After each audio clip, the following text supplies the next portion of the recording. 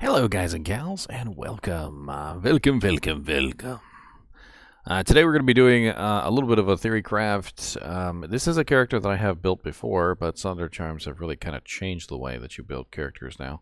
So this character is definitely going to be different than he was in the past. Different good, I think. Different better. But different nonetheless. The Holy Freeze Paladin is a very odd character, but it is definitely a character that can be built. And before he had to kind of like focus on physical damage as well as cold damage. It wasn't like just a single spec. And the reason is because there's so many cold immunes that there are so many monsters in the game that the Holy Freeze basically does nothing against. And, of course, this doesn't exactly help the character out. But now that the Sunder Charms are in the equation, things have changed. And we no longer necessarily have to worry so much about the physical damage. Not that we don't care about the physical damage. We do. We would like to have that mana and lifesteal for sustaining effects and whatnot. But for the most part, we can kind of avoid that now. So I present to you GGM Frosty Cheeks. That's right. I already decided on his name. His name is going to be Frosty Cheeks. I've actually already created the character even. So he is... GGM Frosty Cheeks is ready to go, my friend. Now we have to kind of decide on what kind of equipment he needs, and I was doing a little bit of this beforehand, trying to figure out what the hell I actually want him to wear, and I spent a pretty long time just like playing around with options and trying to figure out what I thought would be best. Now, right off the bat, I think without a doubt we're looking at a plague sword, in a phase blade no less, because physical damage is no longer our main concern. The Plague Blade just simply makes the most sense from just about every perspective that I can think of. And the reason for this is just simply because, number one, it's a +2 skill item. Number two, it also has the 20% increased attack speed. And in a Phase Blade, of course, it also has the fact that it is, a very fast item. In fact, I'm going to go ahead and just like copy this twice because we do need to make sure we get a +2 variant. It's really the only thing that matters is the +2 skills. For the armor, I kind of went back and forth on this a lot, trying to figure out what the hell I wanted for the armor. And at the end of the day, like, I need to hit the max breakpoint for IAS. So I tried to see if I could hit the max breakpoint without actually having to utilize like treachery or something like that, because it would take away my options for +2 skills and also for cold facets. So I ended up going with an Arcane's Valor for a couple reasons. One was just simply because I already have an Arcane's Valor with the correct cold facet in it. I actually have a 5/5 cold facet in my Arcane's Valor on my Amazon, so it wasn't really like a big deal to get another, like just swap it over between characters. So I'm going to go ahead and I'm going to use a 5/5 cold facet on this person as well. And let's go ahead and throw that in there. Now for the helmet, I had considered a lot of different options. I had considered a Nightwings, of course, but the Nightwings wasn't as much negative res as some of the other options. I'd also considered a huge number of various other helmets, but what ended up happening was to hit the max IAS breakpoint, I really needed the IAS from Andy's Visage, and that's really the only helmet that has a good amount of IAS on it and +2 skills. So this build is actually going to be using an Andy's Visage, which is kind of strange. But I think, honestly, it's the only option that really makes a lot of sense. So we're going to go ahead and we're going to put a cold facet in the Andy's Visage as well. As for the shield, I had considered 2 different options. One was just simply a... what do I want to call it? One was just simply a four-faceted, four cold-faceted, like 45 all-res shield. And I tried it out, and it didn't really, like, do as well as I thought it was going to do. The missing plus the skills combined with the fact that I could already get one socket in, like, a Haas, it didn't really end up being that much better than a Haas anyway, and I lost out on a lot of things like resistances, additional stats, and so forth and so on. So I kind of just decided that I was going to go with Haas. I know it just seems like a kind of a generic choice, but it works. And the Haas also gets a cold facet. So I end up with 1, 2, 3 cold facets, which isn't too bad, with a negative 15% resistance and plus 15% cold skill damage. I also have the obviously the lower resistance on the Plague Blade, and I'm also going to be running an Infinity for my Mercenary, so we're going to play around with that as well. I really can't think of anything better for boots other than Gore Riders. Like, it just doesn't make a whole lot of sense to use anything else besides Gores. I actually ended up going with a Arachnid's Mesh for the belt, just simply because I really wanted the additional slows target by and the +1 to skills. I don't really need the faster cast, but +1 to skills was kind of hard to turn down, especially considering that this is a very skill-based build. Obviously, I'm going to give him a torch. I mean, that's pretty standard fanfare for any kind of a build as a torch.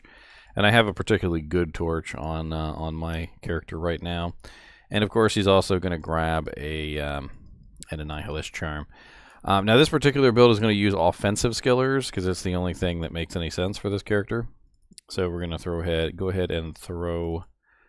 Let's see here.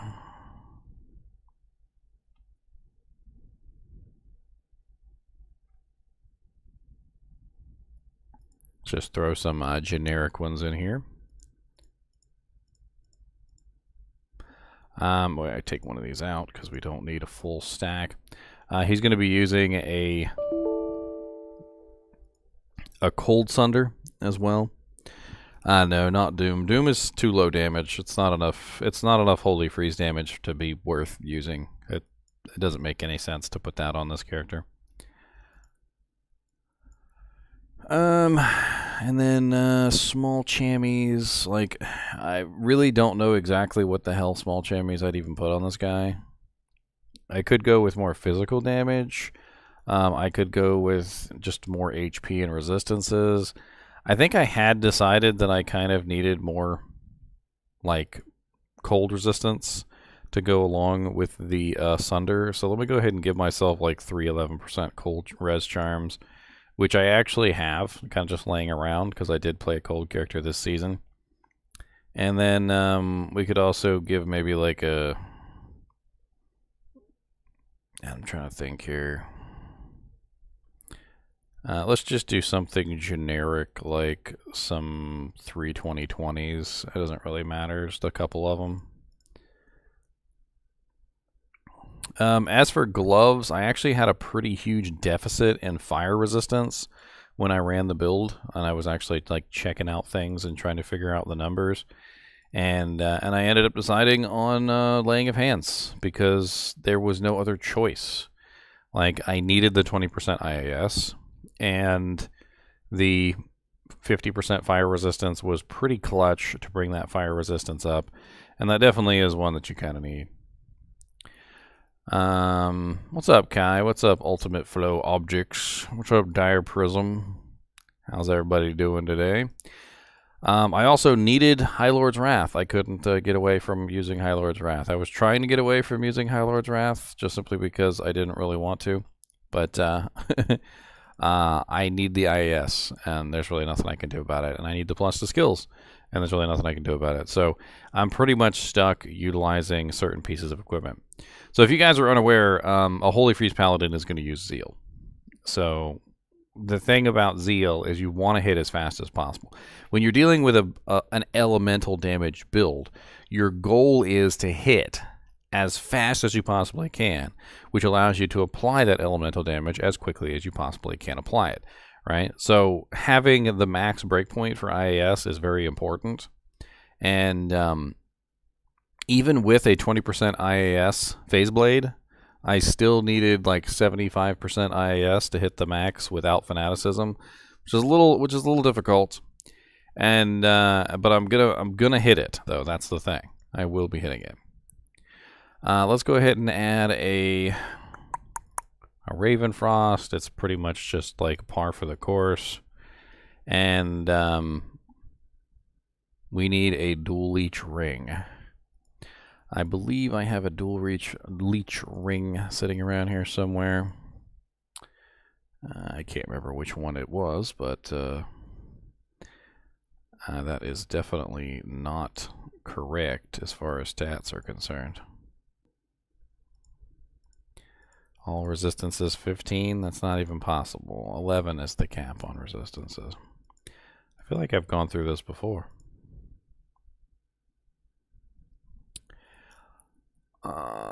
Let's get some more attack rating on there too. 22 attack rating is really low.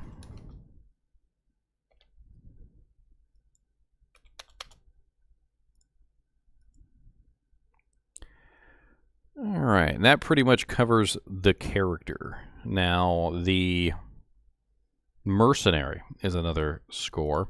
And the Mercenary is going to be using an Infinity. This is one of the few builds I think you'll probably ever see me actually use an Infinity on. And I think that it's kind of necessary for this particular build. The goal of this build is to dish out as much cold damage as we can.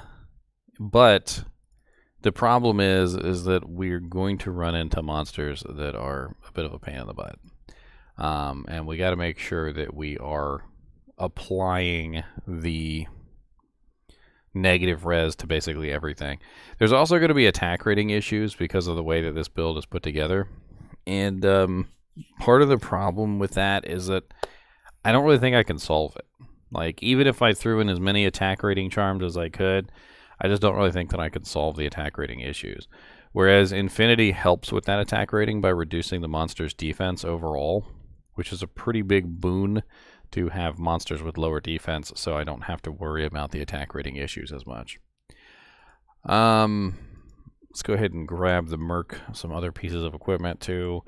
Might as well just give him an Andy's Visage as well, just some generic pieces of equipment. Elite and Dariel's Visage. And then I was actually going to just give him basically my Chains of Honor that I've got floating around between my characters. It's a non-eth Archon plate.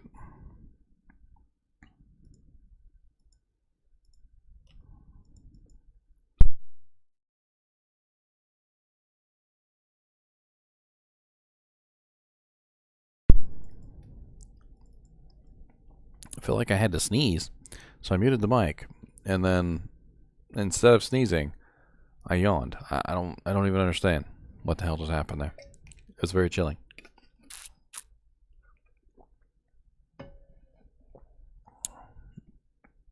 Doom doesn't do enough damage. I don't know how many times I gotta say that. It's only level 12 Holy Freeze. It's awful.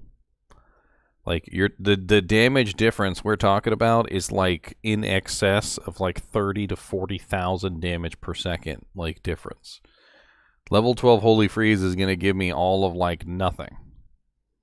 I'm talking about like level 39 Holy Freeze versus level 12. It's not even close. Even if you apply level 25 Conviction and Lore Resistance with level 12 Holy Freeze fully synergized, it's never going to reach the damage potential that level 39 is. Never. If you could stack it with another item, if there was another Holy Freeze item out there, if there was something else that you could put on with it, then yes.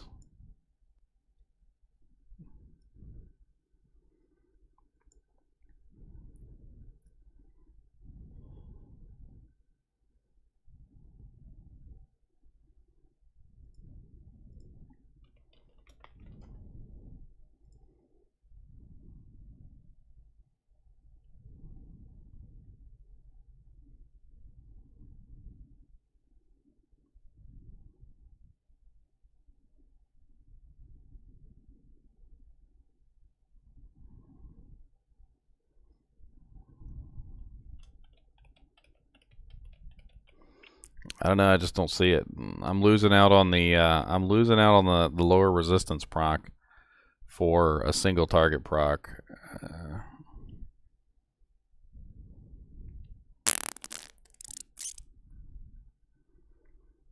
Still get +2 to skills. The negative res on the lower resistance is essentially the same thing as the negative res that's on the plague. In fact, if the plague rolls, if the doom rolls low, it'll be less lower resistance than the actual plague sword.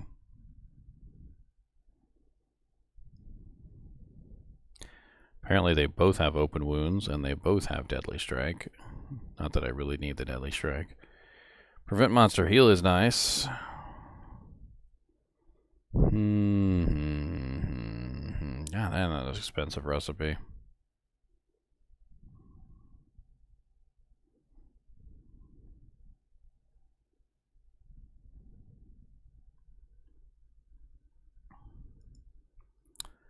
Could Doom be any more of an expensive recipe? Like, holy crap.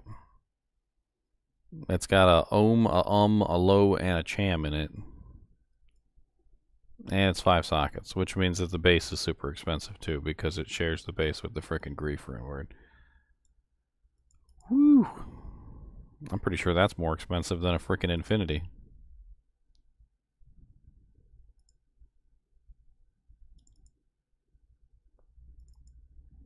And then on top of that, the frickin' negative res rolls as low as 40%. Which means that if the negative res doesn't roll at least the same amount that the Plague Sword is providing, it's literally going to be less effective than the Plague Sword.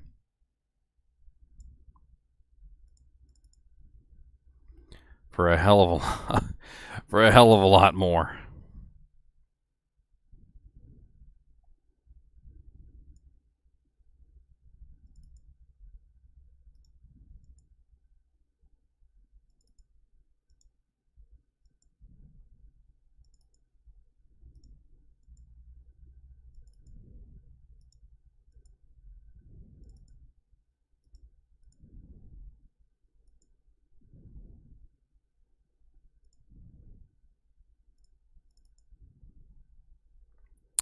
Swords.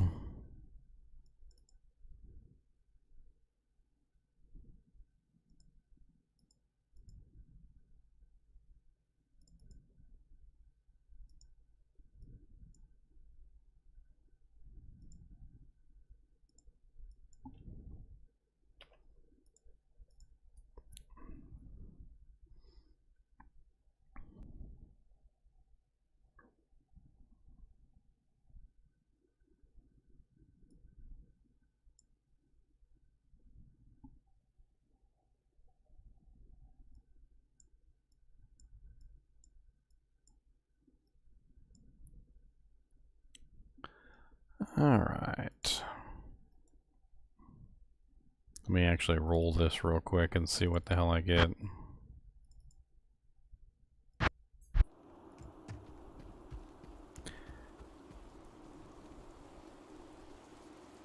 Oh yeah, that's right, I forgot. It's a ladder only rune word, isn't it? I'll have to wait until it gets to D2R before I can test it. Alright, I think the character's pretty much ready for testing anyway. Let's go ahead and copy him over and let's boot up the game.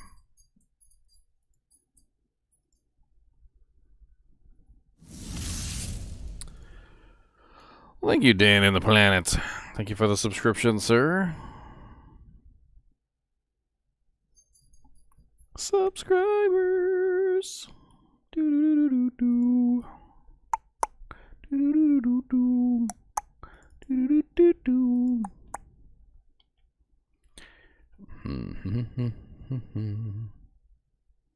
Where's my frosty cheeks? Frosty cheeks. The frostiest of cheeks.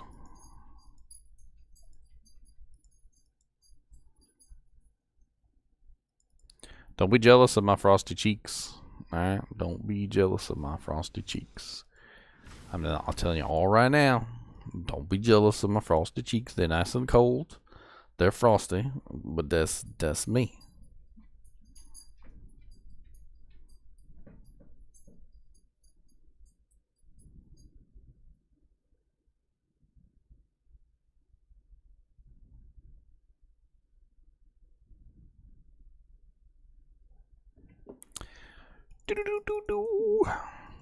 Let's see how well he does.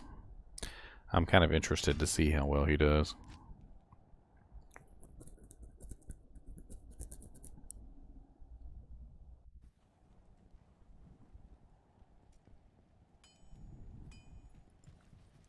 I mean, I put a doom in here, although apparently I must have done the rune word wrong. Hell lo cham. Hell I did. I messed it up. Garbage. Hold on. Redo.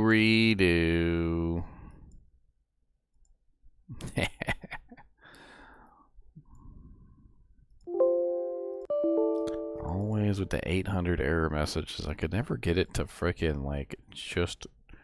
I even went into the files one day and I even tried to like force the game, rather like the what is it called, the registry entries. I tried to force the registry entries to properly link to where the files are supposed to be, because the error messages that you're hearing is basically Hero Editor going, we don't know where the file is. We don't know where this is. We don't know where that is. What's wrong with you? Your mom's a hoe. And literally all it does is it just yells at you over and over again that it doesn't know where anything is. So I went into the files and I literally tried to force it to know where the hell everything is. Like inputted all the frickin' directories manually so that it had no choice but to learn where the frickin' directories were, right? It didn't care. Despite the fact that I put everything in there, it literally was just like, I don't care. I don't care that you put everything in there. It made new files with blank entries. Okay, this is how dedicated the program is to not having the correct entries. Is that when I edited the files so that it had the correct entries, it literally went back in and made new files with the incorrect entries and then used the new files instead of the files that I had put in there. Like, it does not want to have the correct directories, and it will not let me program them in. It tells me I'm an idiot and like redoes it back how it was. It's amazing. It makes me laugh every single time too, because I'm just like, okay, fine, don't have the right directory then.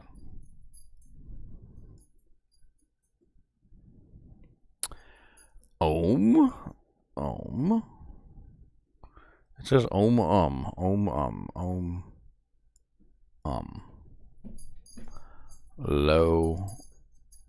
cham.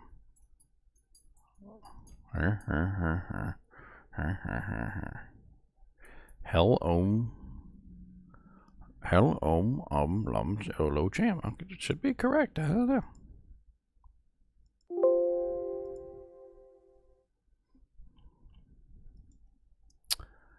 One more time into the breach, my fellows. One more time into the breach. Frosty Cheeks. Let's go, Frosty Cheeks. I'll probably be making this character soon, by the way. Like, it's not just a Theorycraft. I'll probably actually be making him and seeing how he turns out. This is just the Theorycraft to get a better idea of how he might turn out. I'm going to be honest with you, even if Doom proves to be a better choice versus the Plague Sword, I just can't really see myself getting my hands on a low, and a cham to roll it several times and try and get the 60%. The only way that the Doom would be a superior choice is if it rolls the 60%. And the chances of that happening for me are like next to nothing. I still remember the first time I rolled my Breath of the Dying. It was literally a bottom roll in like everything it could roll. Why is it not working? I don't freaking understand. Hell low cham. Hell axis. Oh, I'm an idiot. It's an axis. I put it on a freaking phase blade. You know what? That pretty much seals the deal that I'm not going to use it, actually.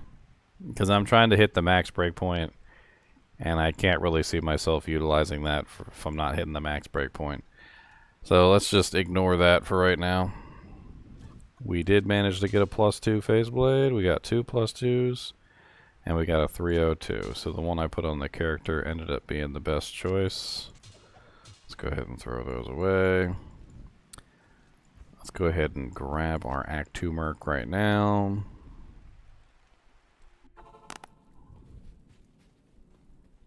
I was going to go with Blessed Aim, although I'm not really sure if Blessed Aim is really the best choice, but I didn't really think Might would be the best option since I'm going to have basically no physical damage, although a little bit of extra lifesteal might not necessarily be a bad idea.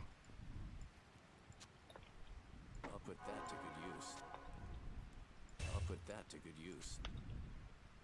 I'll put that to good use.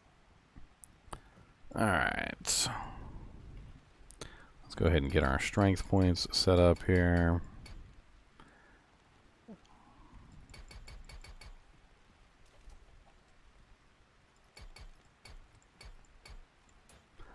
Let's, we'll wait until we put our vitality in until we get our other stats.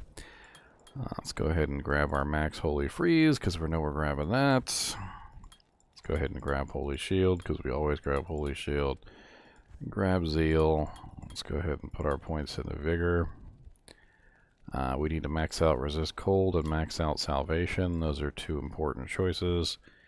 And then, I think I was going to go with just plain whatever my plus to skills were for Holy Shield.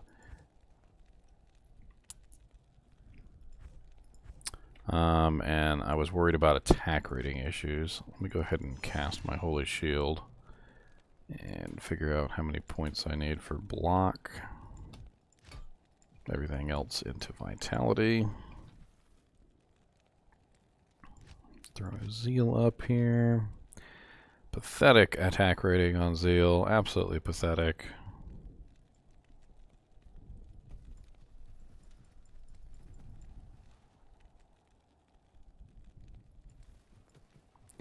I'm not really worried about tick damage. The tick damage on Holy Freeze is one of the worst tick damages of the three.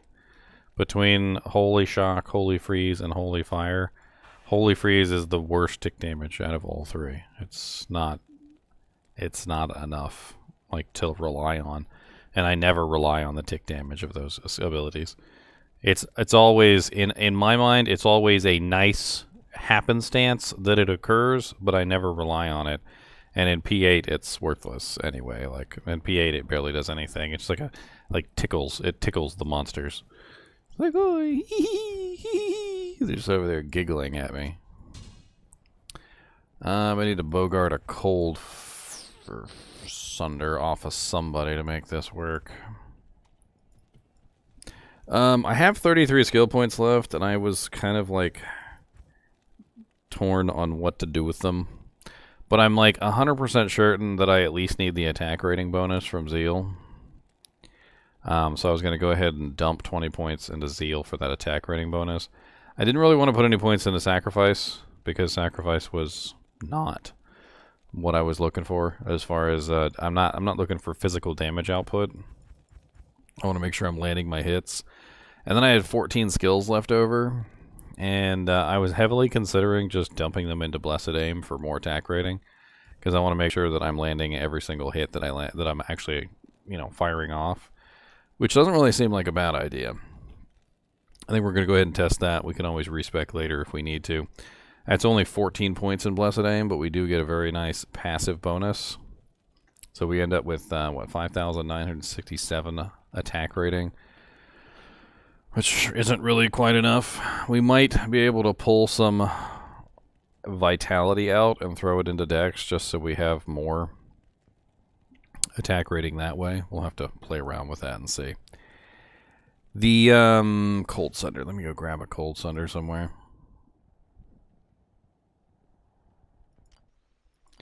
I know Frostbite has a Cold Sunder. Where you at, Frostbite? Steal hers for right now.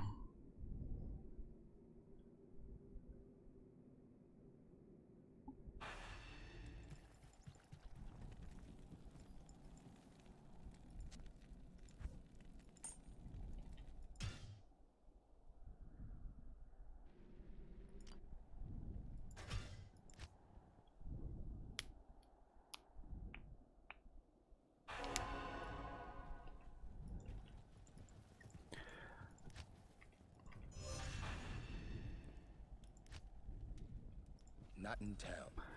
Alright. Cold Sunder in place.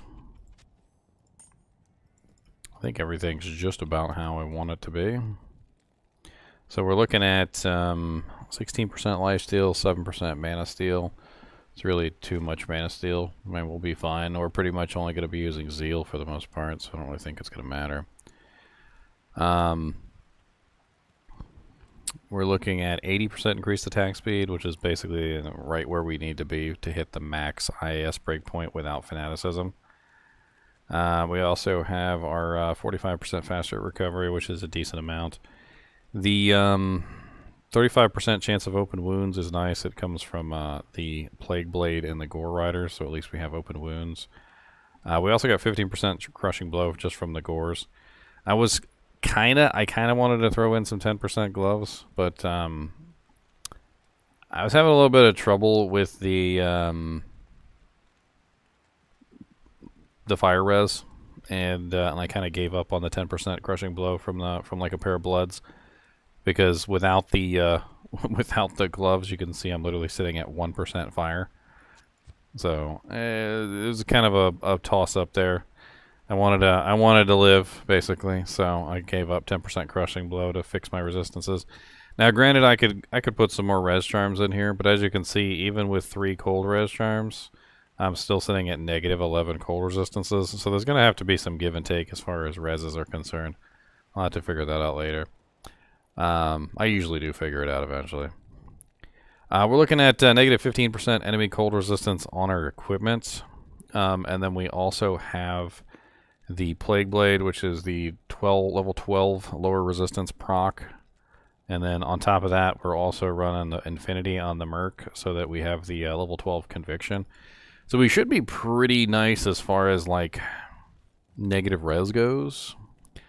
I'm really interested to see how it turns out. But let's start this out easy. And let's go to P1. Just want to see how well I murderize in P1. Let's go to some cold immunes. We're going to go to a cold immune first. So Eldritch is always cold immune. He's permanently cold immune, basically.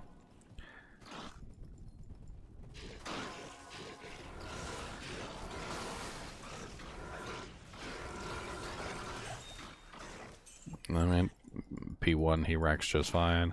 I pretty much assumed he would wreck just fine in P1. Alright, let's change it to P8 now. Let's go to Chaos, and let's see how he does in Chaos.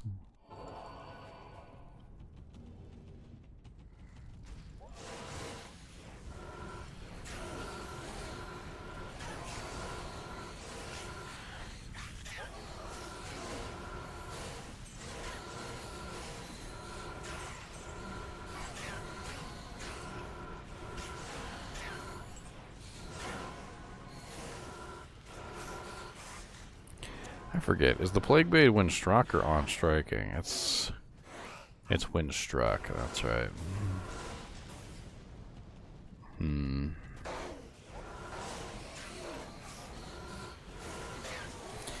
The question is can I actually hit the breakpoint with the Doom axe? I don't even know if I can.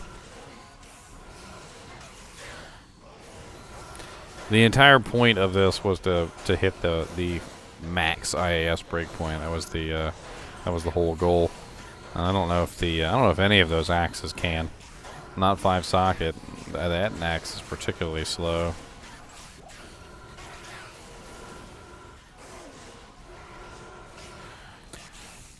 Let's do some calculations real quick and let's see. I'm going to bring you guys to an IAS calculator real quick. And we'll have some fun playing around with it. This thing's kind of jankety though. I'm going to warn you guys in advance. It's a little jankety, okay? It's a lot jankety. Let's just say it's really, really jankety. All right.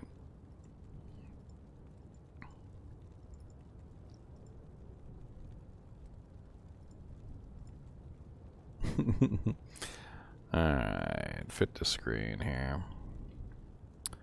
Actually, that's a little bit too small. actually bring this up a little bit. Alright, so what is the fastest 5-socket axe? It's got to be the Berserker's axe, right? Problem with the Berserker's axe, though, is it breaks. And, yeah. I just don't really see it as a good option, like, at all. It's going to be broken every 5 seconds. It's going to be broken all the time. Ugh. You guys don't understand, like, when I say that when it's going to be broken all the time. I don't just mean like, oh, it's a pain in the butt. I got to go back to town and repair it every once in a while. The Berserker's Axe has a durability of 24. Okay? And with a max frame Zeal, it'll be broken in 30 seconds. Like, literally, it'll take me about 30 seconds to break the dang thing. That's how ridiculous it is.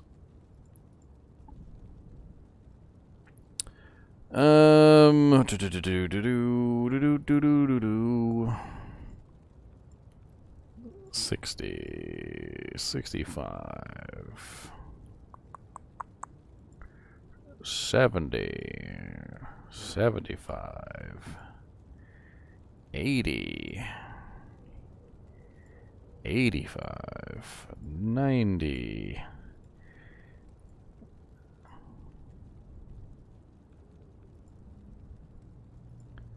Wow.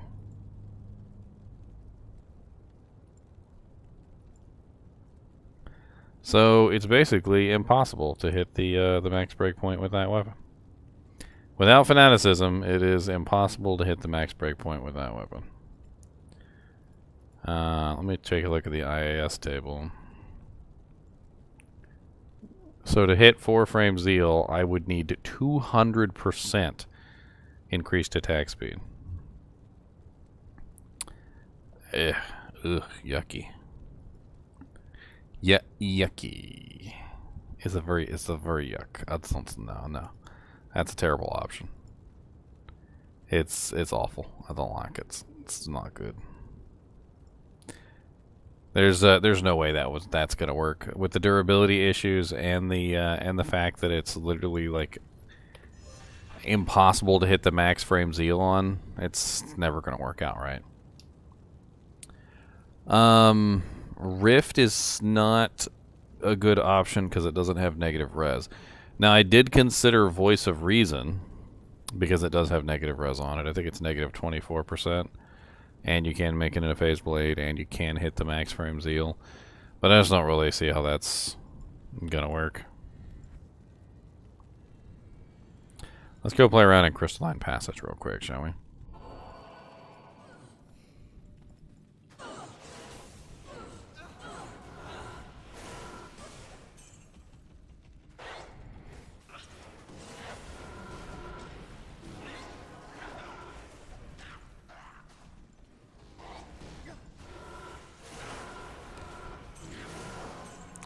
I did not forget the 45% weapon IAS. I actually inputted that.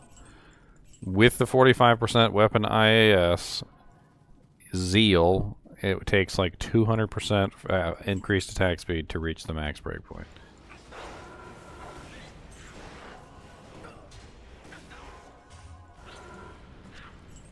A Warcept.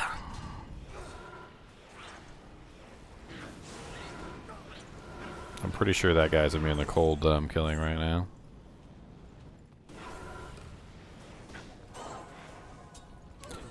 I mean, as far as damage output in P8, he's certainly no slouch. I mean, you can tell he's like ripping through most targets.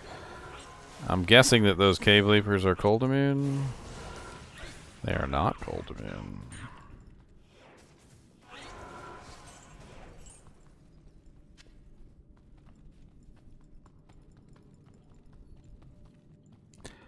Yeah, the problem with Voice of Reason, though, is it has no physical damage. I was considering it highly, but with the complete lack of any kind of physical damage on Voice of Reason, I don't know if it would really be a good choice.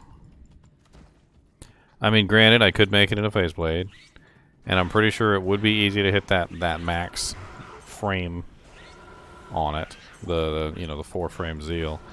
The frozen orb would certainly be a nice added benefit.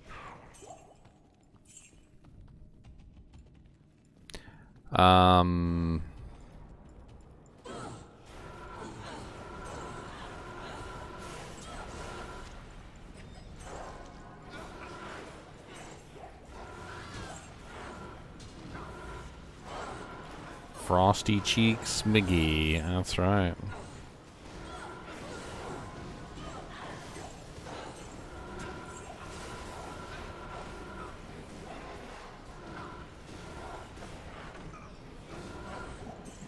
I mean, this character is just ripping and shredding through everything. I mean, yeah, it's not like the most insane, ridiculous density clear that I've ever seen in my life, but he certainly doesn't have any trouble, like, meoiderizing things. A 6-faceted faceblade. Getting my hands on 6 perfect facets, that would be a task in itself, wouldn't it?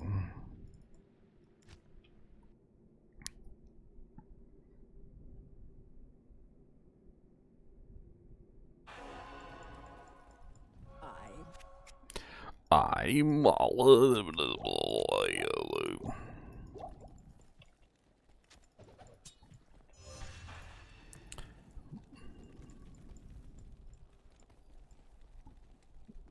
I mean, a 6-faceted phase blade might actually work. But granted, we would lose out on all the physical damage.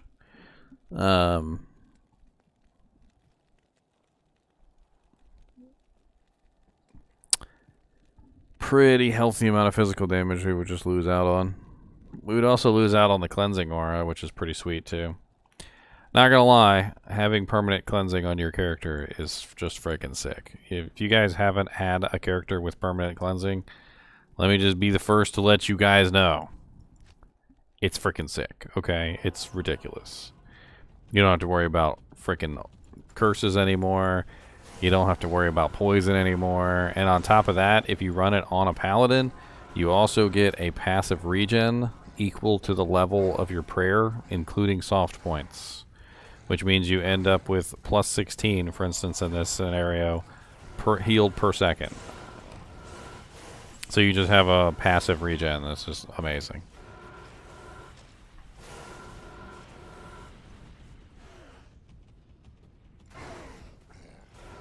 I mean, what's not to love about no poisons, no curses, and a passive regen, all in one nice little healthy blade?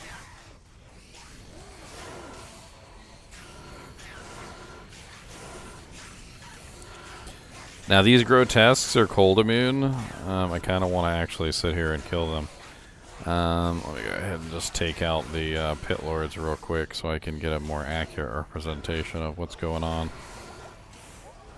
Because I am interested. I'm trying to cherry pick the pit lords out of the group.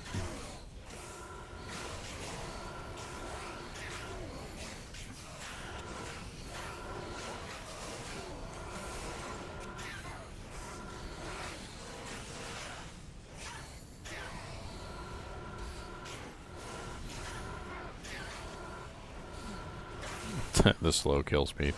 The only monster that I've had trouble killing so far is the grotesques. Everything else has died about a half a second.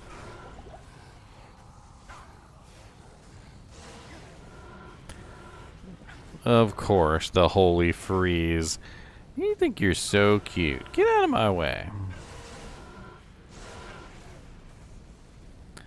Freaking cold freeze, holy freeze, poop face.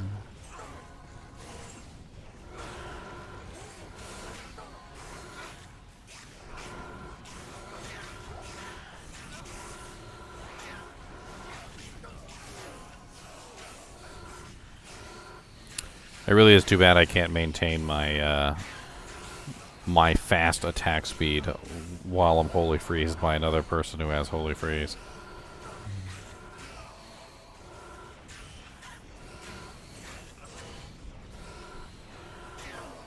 I mean, a Faith Merc does make it a lot more interesting. The only problem is that, and I've tried this before with the Faith Merc, I feel like the Faith Merc is just terrible. Like, they never stay within range. They're already a ranged character, so they're constantly out of range all of the time, which makes it kind of just worthless, because the thing that they're there for, they aren't actually, like, doing what they're supposed to be doing.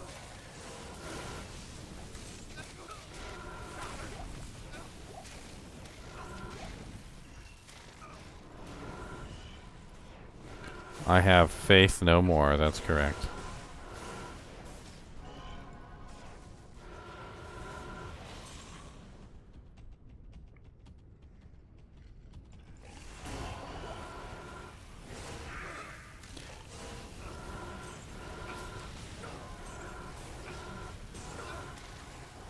Especially if you charge, that's right.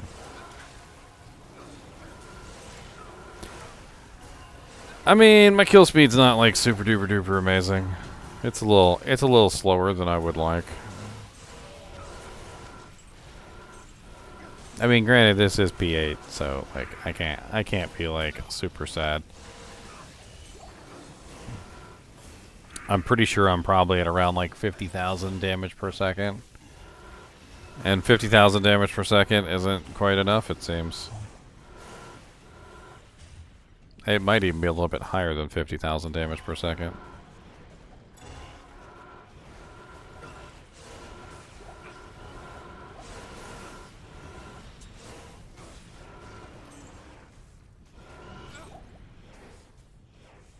The fate of the Zeal Paladin.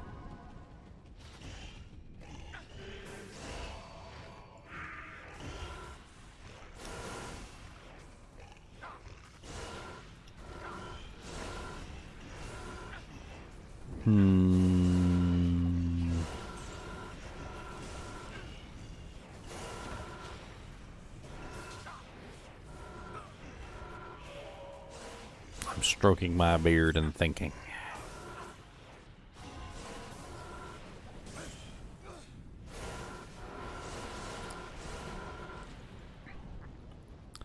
Frosty cheeks, my friend. Frosty cheeks.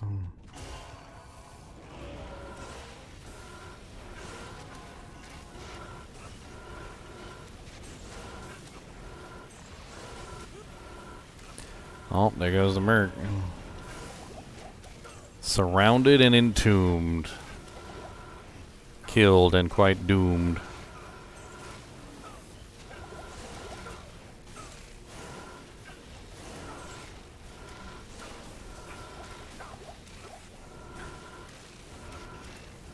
God, the freaking Frost Nova. I mean, the Poison Nova's going off on a regular basis is a little insane.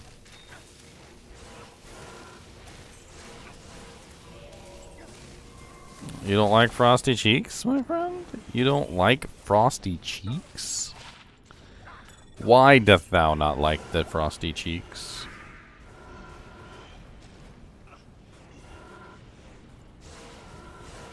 Wherefore art thou, Romeo?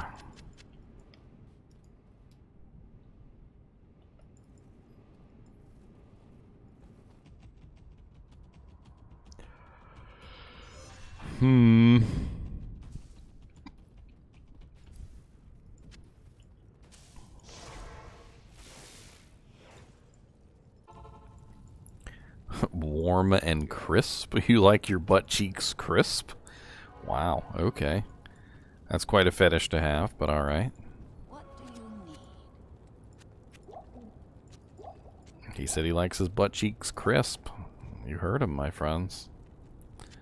You heard him.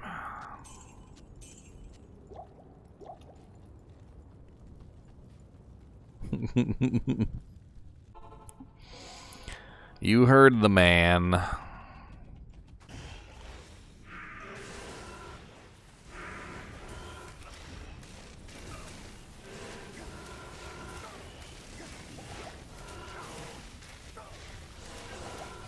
I'm literally dying in the middle of this group. It's amazing. I mean, granted, my resistances aren't the most amazing, and I have some cold resistance problems. Oh my god, will you stop getting surrounded over here and dying in random places?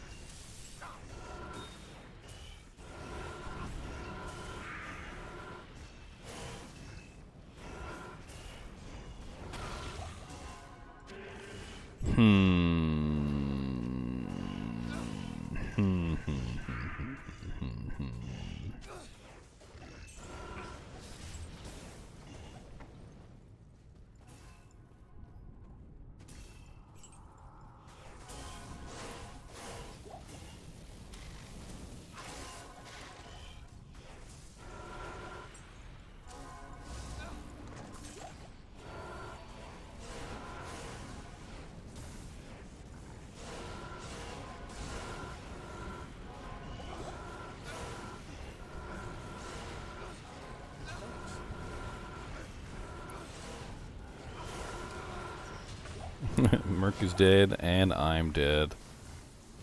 Beautiful. I don't know. There's just something not quite right about the way the character is running. Like, the damage output is there, but it doesn't really quite feel like it's fast enough. I don't really know what's wrong. I really don't. I mean, I could swap the shield. I was thinking that maybe the shield could be swapped for a four-faceted, like 45 all-res base. I mean, there's probably no way I'm going to end up with a J mod, but Cody, who you barking at? The problem with just adding facets is that every time you add more facets than what I have right now, you're also losing plus the skills, which means you're losing base damage. So as you lose base damage, you're also, in effect, kind of countering exactly what you're hoping to achieve. And I don't really know how much more base damage I can lose off of my cold before ending up with kind of like a negative equation. Like, for instance, if I take off the Herald of Zacharium, I most definitely am going to lose +2 to skills. So, like, if there was a way I could just take off +2 to skills without changing my damage output. Let's see here.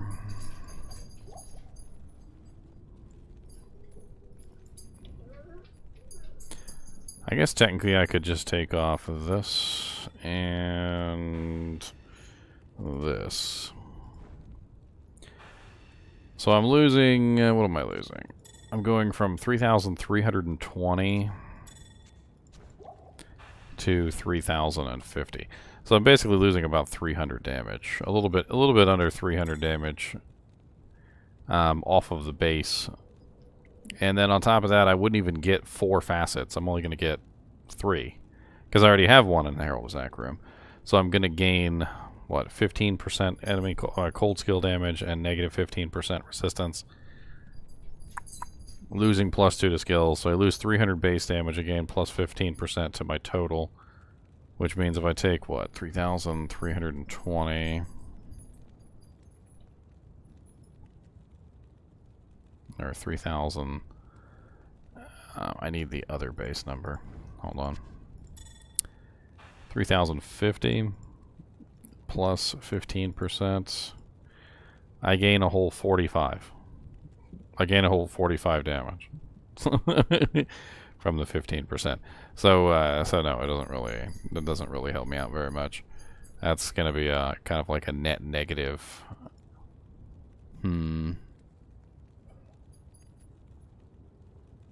A beast iron golem.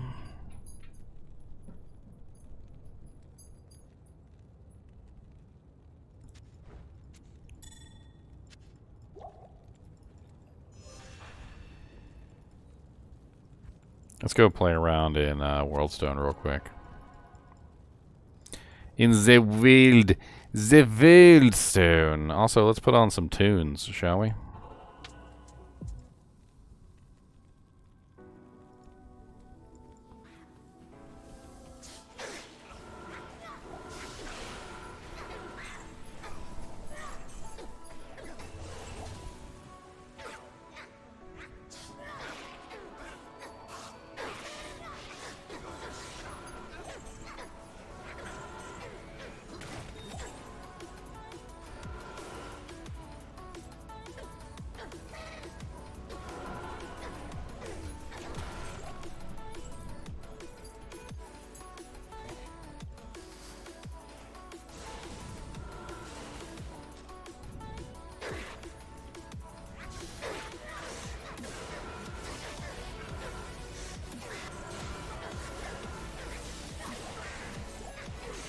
Where the hell is my merc right now? like this is the kind of stuff that always makes me not want to ever rely on my merc for fanaticism. Like, my merc was just back there, like, whacking off in the corner or something. I don't even freaking understand what the hell he was doing.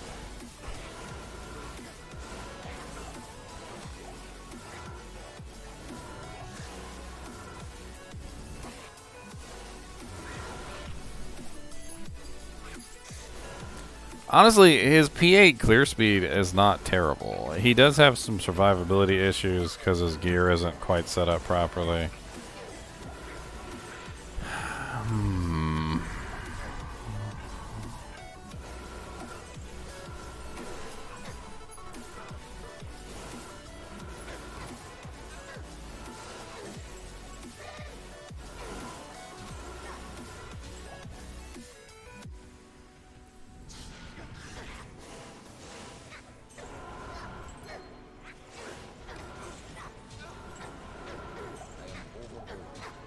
Hey, look, a superior phase blade with 4 sockets. It's too bad this is single player and it doesn't really matter. I'm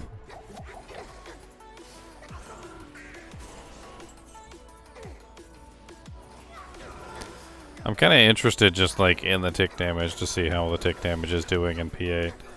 I can't imagine the tick damage is really doing all that much, but I mean, even these soul killers, which are relatively weak monsters in general, like, they're taking a little bit of damage, I guess.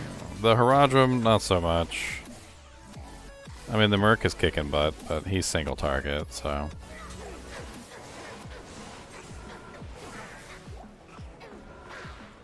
This is P8, Alex. It's already a viable build. I'm afraid you're like 100% wrong. Not even like a 99.999999999% wrong. It's like you're already 100% wrong. Like, it doesn't get any wronger. What we're exploring at this point is whether it's decent in P8 and how decent can we make it in P8. This is P8 we're in right now.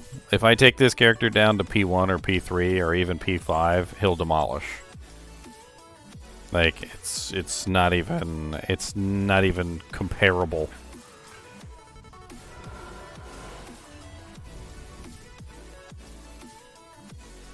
There is no physical damage coming from the Zeal, Alex. Like, the Zeal has basically no physical damage whatsoever. It's all cold damage. It's all the Holy Freeze cold damage. Contrary to popular belief, the Holy Freeze, Holy Fire, and Holy Shock auras have a elemental damage which is added to your attack. That is part of the skill. It is not just the pulse damage.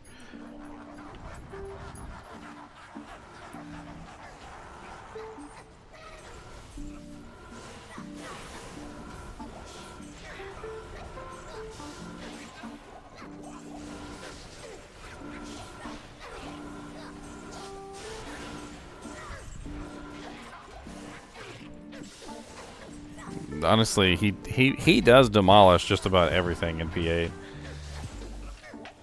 Like, there are some things he comes to where he slows down and he starts chunking, but other than that, he freaking just like walks right through most of them.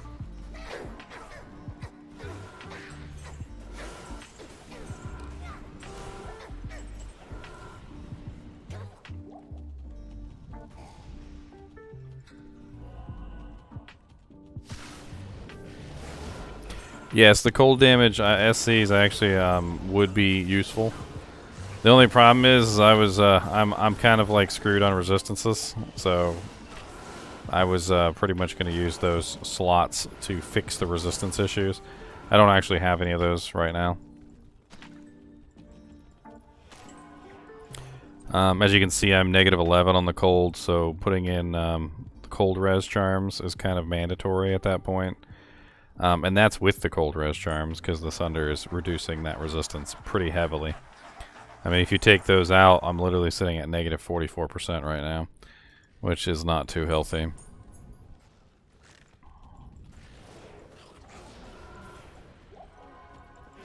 Another choice that I was considering was just simply using a Crown of Ages with 2 cold facets in it. But I was unable to hit the last breakpoint. I could not hit the last Zeal breakpoint for the life of me, no matter what I tried. Nosferatu's Coil, it just wouldn't work unless maybe I like swapped out for a Treachery or something. Like, there's not a lot of good options when it comes to hitting those high IAS breakpoints without fanaticism. COH would solve survivability, but it also would cause a problem by removing one of my facets. I ran into this same problem with my Frostbite Amazon. Is that the more survivability you got by adding in like fancy rune words and things, the less facets that you had on your character, and the less damage you did overall. It would increase your survivability at the cost of decreasing your overall kill speed. Now, granted, I did use COH for quite some time. When I was level 98, survivability was more important to me than kill speed. So, I was trying not to die because I didn't want to lose all my EXP. So I did use COH for a while.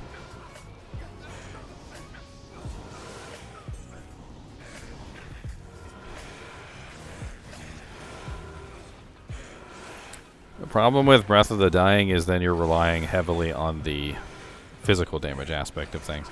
And if I was going to go physical damage, I might as well just put a Grief on. But that's not what this character is. So in the past, the best choice by far was a Heaven's Light 2-socketed with 2 facets. And it still may be the best choice, actually. Like, I've been considering just simply putting the Heaven's Light back on. That's what I used last time on my Holy Freeze Paladin, was a Heaven's Light with 2 cold facets in it. And it's a very powerful weapon. Not only does it have +3 Paladin skills, which is 1 more than Plague, it also has 33% Crushing Blow on it and -33% enemy defense, which helps a lot in terms of hitting the targets. Although I don't seem to have much issue hitting the targets, so I think I'm pretty golden on that.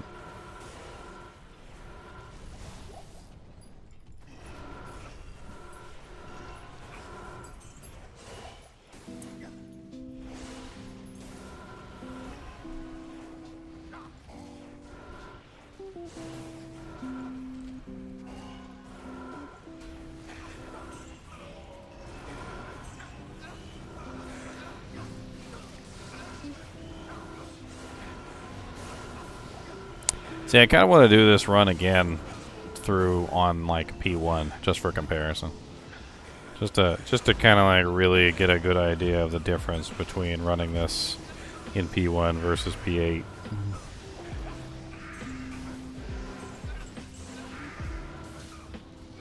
These freaking mages in the back just spamming all the abilities in the world.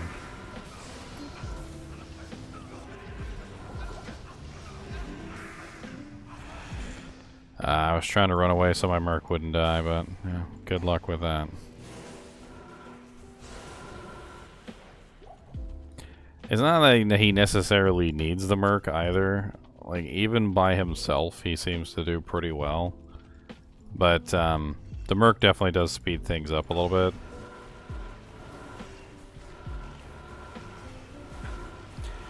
I think the main issue here is Zeal itself. Like, it's not Holy Freeze, it's Zeal. I think the problem is that when I want to kill a specific target, like for instance right now I would really like the Oblivion Knight to stop cursing me. And he doesn't, because of course he runs away. But Zeal has a pretty big issue, like killing those single target monsters. It doesn't do good at focusing or singling out anything. It wants to hit everything nearby, and I don't know if necessarily that works out to my advantage when I'm trying to pick out specific targets, especially targets that might be, you know, flighty, like the Oblivion Knights tend to be very flighty.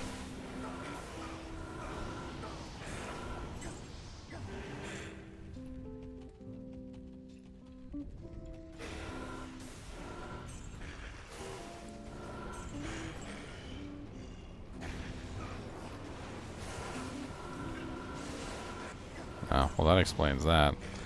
There was a Haradrim in the back resurrecting everything as I killed it.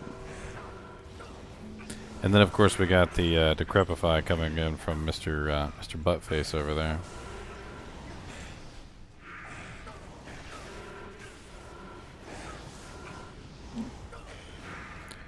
Whee!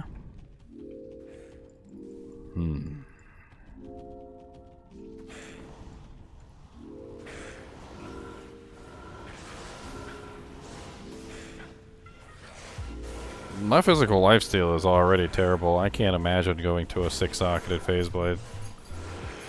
Like I'm looking at it right now, and like my lifesteal is barely enough to maintain because I have basically no physical damage, right?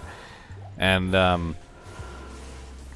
mean that was the goal. The goal was to go full Holy Freeze, but it's apparent. It's readily apparent that my lifesteal is not enough to keep up.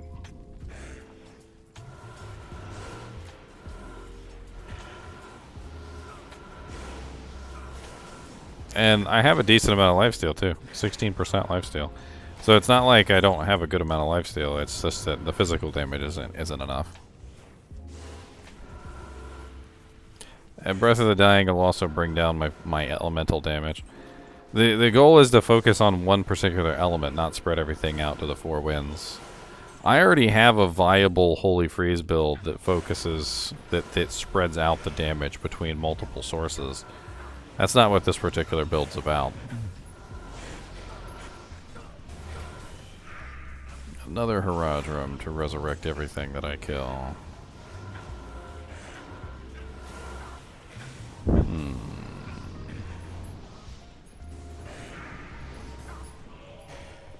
There's the other Haradrim.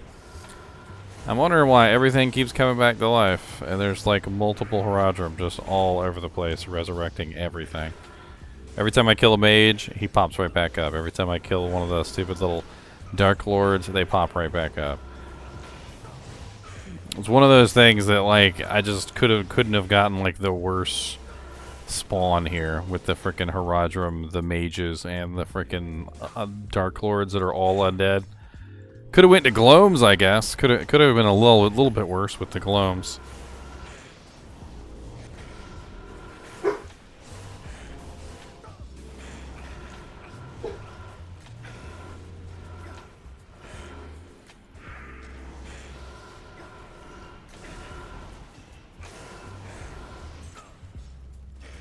Alright, there's a Scroll of Town portal. Let's go back and grab our Merc.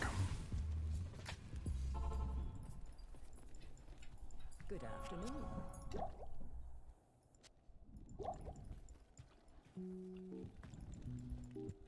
I am a pallet.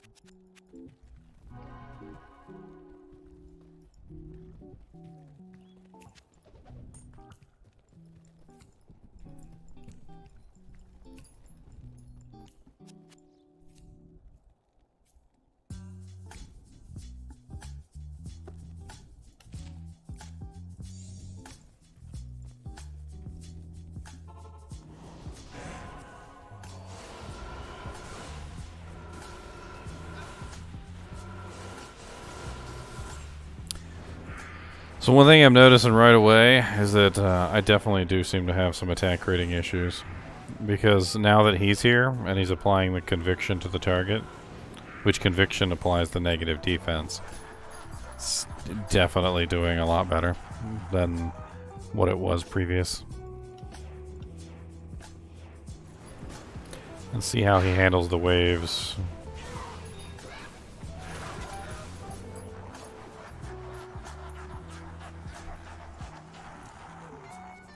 Sometimes I kill stuff so fast, I have to wonder, like, am I still in P8? And I go back here and I check, and I'm like, okay, I am still in P8.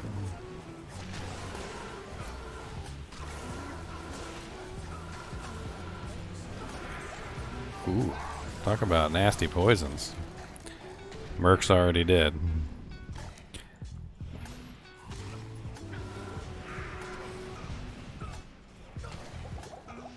Ooh, nasty.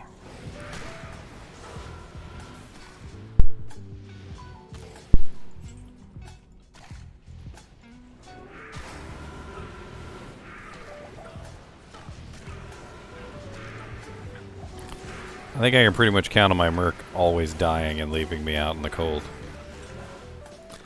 Because he's always dead. Like, so far, I don't think he's ever not been dead once.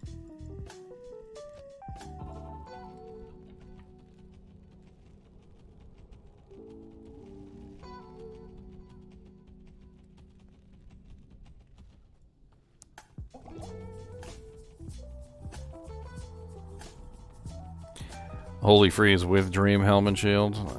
I would be a little bit cross purposes. It's not really quite what I'm going for, and I'd have to stack like negative lightning res at that point, use things like Crescent Moon and whatnot to get the most out of the shield and the helmet. I don't really know if that's the path that I want to go down. Like, ever since the Sunder Charms has come out, you can build entirely into one element, which is basically what I'm doing. I'm building entirely into one element. And I think like going that route is essentially building multiple elements, which is not really what I was trying to do at all. This character's resistances are just not quite up to spec, unfortunately. He's just not quite there in terms of survivability. I mean, I can fix it. Obviously, a Crown of Ages would be a big step toward fixing it. I kind of want to try and see what the max IAS breakpoint I can get to with a Crown of Ages is, just simply because it's a much tankier piece. 2 cold facets versus 1.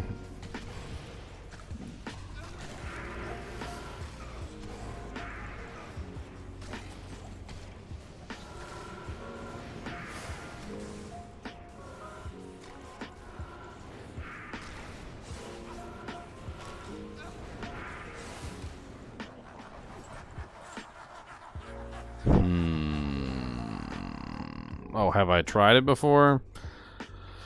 I don't believe I ever have, no. Not even in the past before Sunder Charms.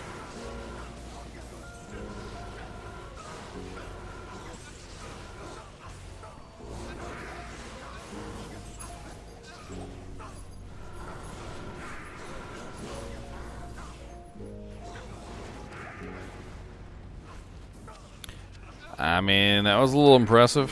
I literally just ripped apart the council like it was absolutely nothing. I mean, that wasn't just like, oh, like I killed them. No, that was like I literally just obliterated every single one of them.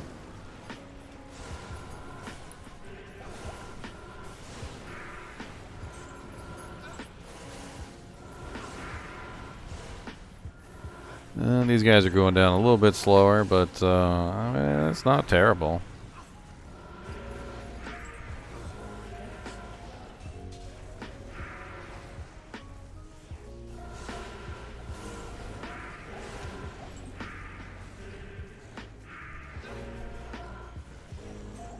I forgot my hat.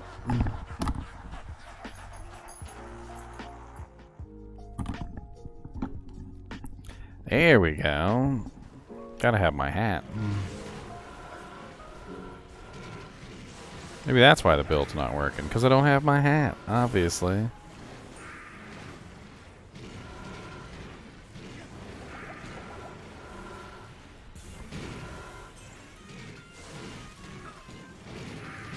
Oh, he's cold enchanted.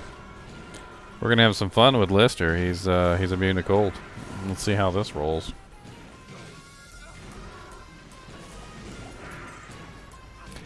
I don't have any points in Holy Shield actually. I only have one base point in Holy Shield, so.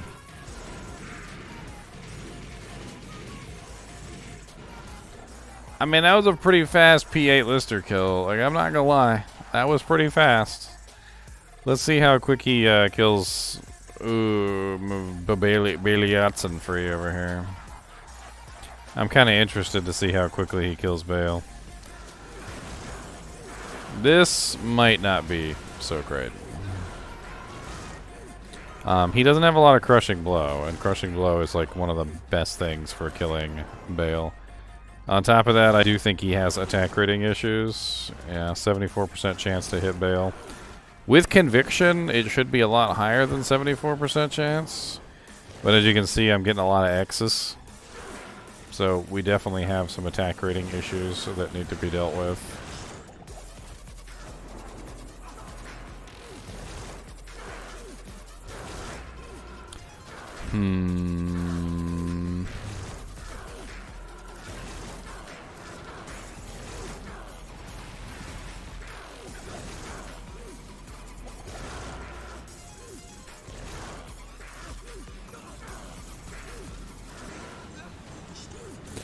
Not exactly the fastest P8 Bale kill, that's for dang sure.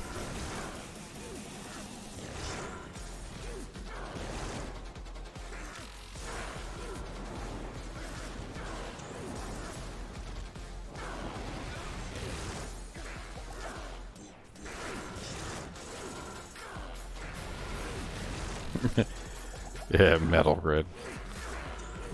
If I was a barbarian and I could keep my Iron Golem alive by shouting him up and stuff like that, maybe, but I'm not a Iron Golem freaking barbarian. This is a paladin.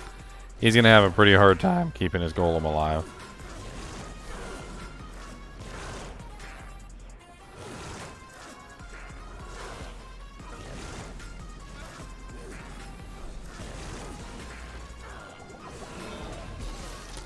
Well, there he goes. Alright, let's do this same run on P1 real quick, just for comparison, guys. So, when you do a P8 run, it doesn't give you, like, a good idea of the power of the build. Like, I kind of want to do, like, a comparison run. Good afternoon. Alright, I'm gonna grab a couple potions, grab some mana pots, give myself a fair little doojank here. Let's adjust this to P1.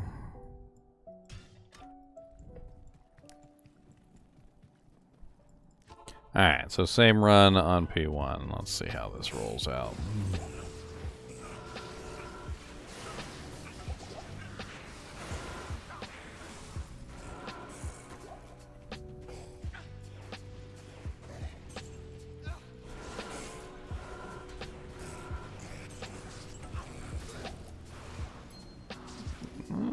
It's not bad.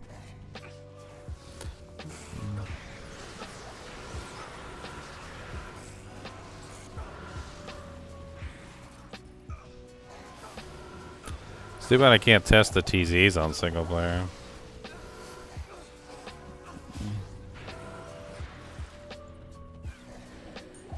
Stop resurrecting everything.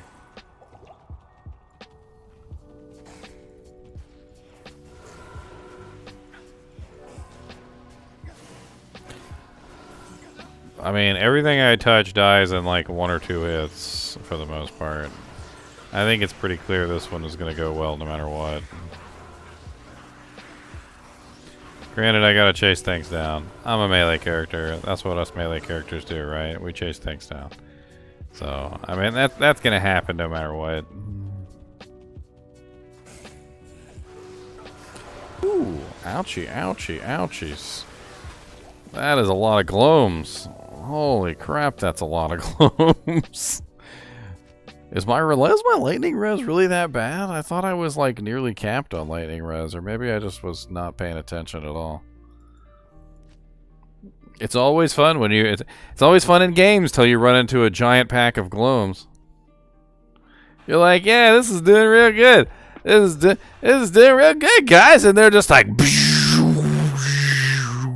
you're like, ah!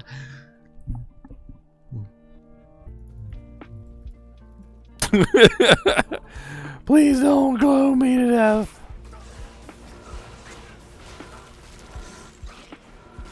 Hey, granted, that could be fixed with like a T-Gods or something.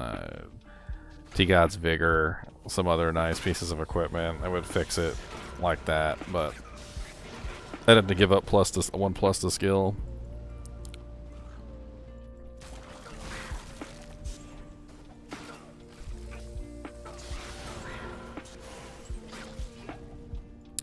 I'm kind of curious if the pulse damage is enough in P1 to actually kill anything.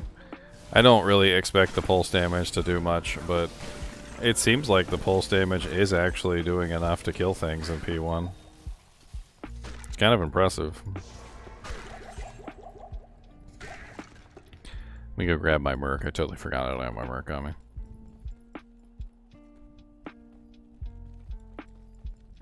Afternoon.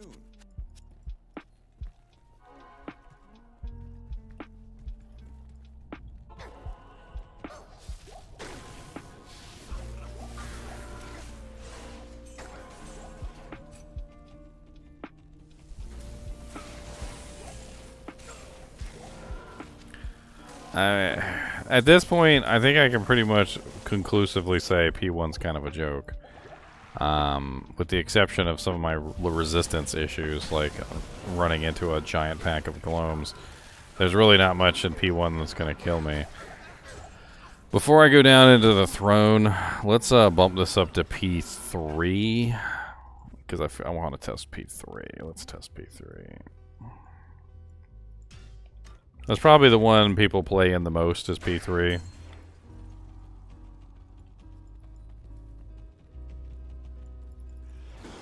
I got some Death Lords. Death Lords can't be frozen, by the way. Some more Glomies.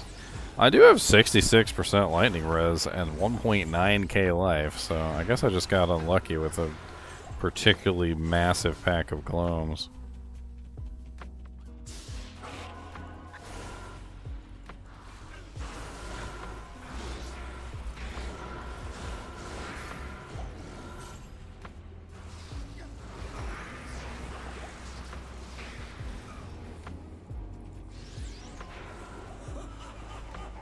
Alright, let's see how this bale goes in P3.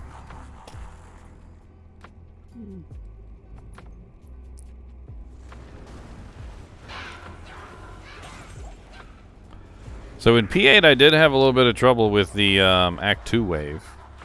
I had no trouble with the Act 3 wave at all. I absolutely annihilated them. And I had a tiny bit of trouble with the Act 4 wave.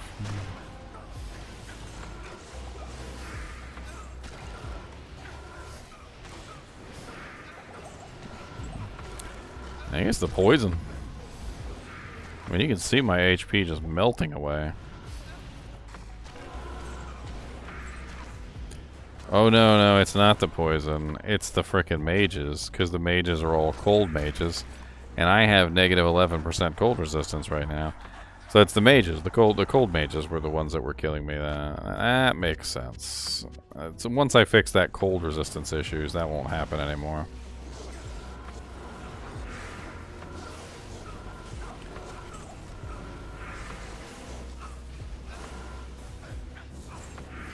I mean, it's not bad. Little Tyrant Club over here.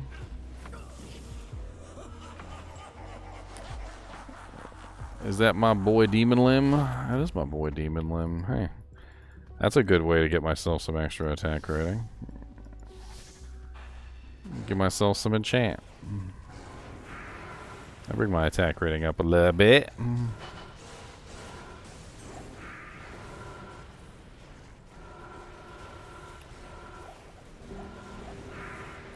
I mean, he pretty much demolishes in P3. I mean, he handled the lords just fine.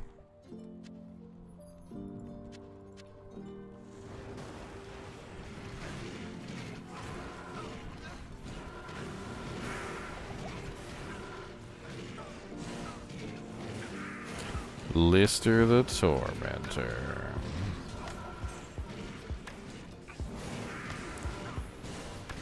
A little slow on Lister. Let's see how he does on Bale and P3. A little bit of extra attack rating from the enchant was definitely worth it. I might have to incorporate that into the build as well.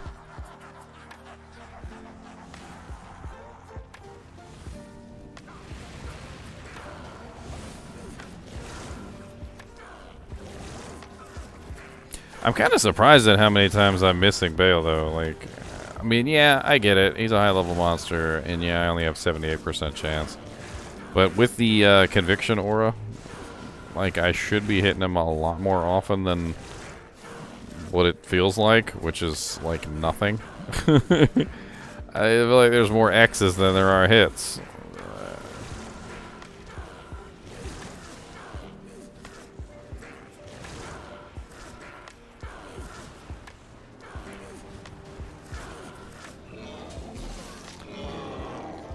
I mean, it was perfectly acceptable kill time. A little bit of extra crushing blow would have went a long way there, since I only have the 15% that's on Gores.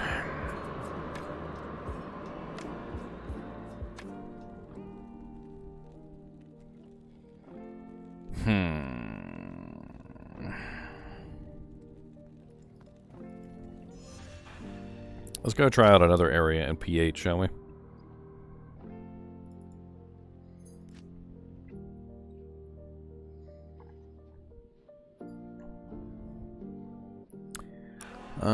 What are we gonna try out?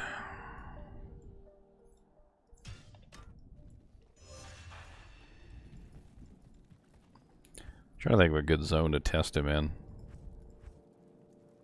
I already really did Chaos, I already did Worldstone.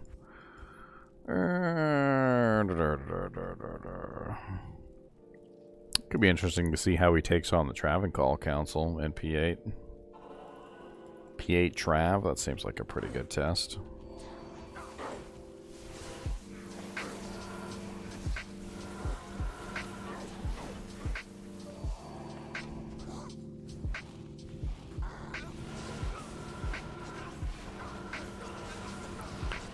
They're spam healing my boy over here. Yeah, he spammed healed him and he's still dead. Congratulations.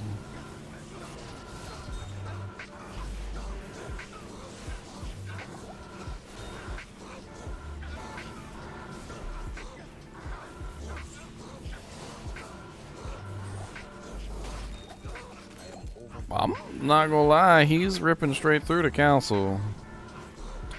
P8 council just got ripped through. That was embarrassing. What's up, Torque Ice Fist? Come here. Oh, you're cold, enchanted? Guess what? It don't matter. I got a sunder.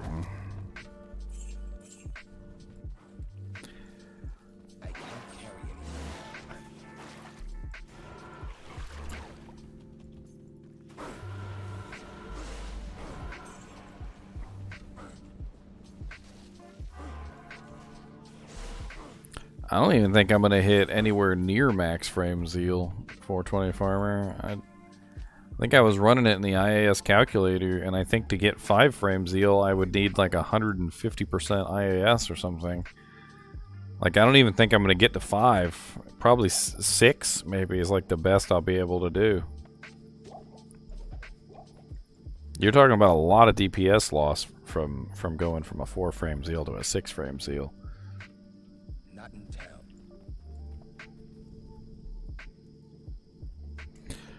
The only other weapon that I even considered was Voice of Reason because it has negative res on it as well. It's got 45 on it. And you can't make it in a phase blade, that's the problem. So you have to put it in something like a Berserker's Axe. The other issue for 420 Farmer that we're like entirely 100% sure of is that it makes absolutely no sense for this particular character because you are essentially still relying on the durability because Doom is not an indestructible item. It's a regular item. So you can't make it in a sword, which means you can't make it in a phase blade. So you have to put it in an axe, and it doesn't have any good like bases because it's got to be 5-socketed. The only other choice is hammers, and as far as I know, I don't think there's any good durability hammers either. But let me take a quick check through the hammer lammers. I mean, we've got the legendary mallet, which is extremely slow. It's what is it, a 20 base? Yeah, it's like the phase blade is a -30, and the legendary hammer is a 20, which is literally like as slow as they can possibly get.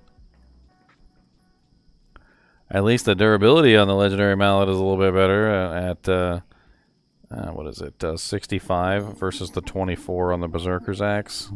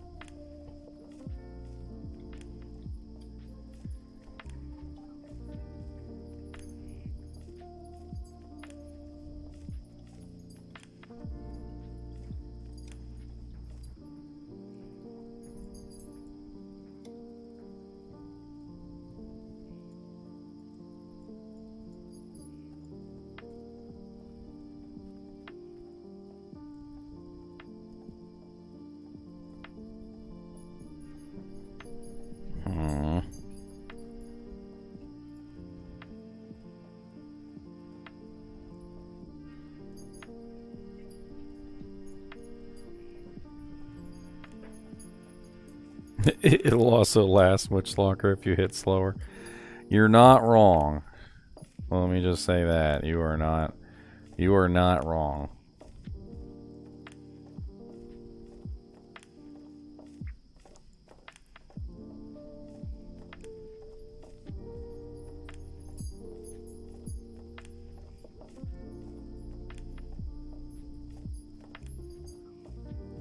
Where is my moderator?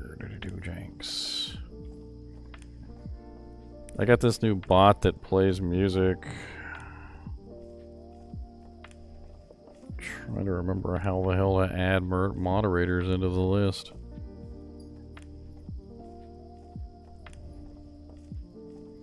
I can't remember.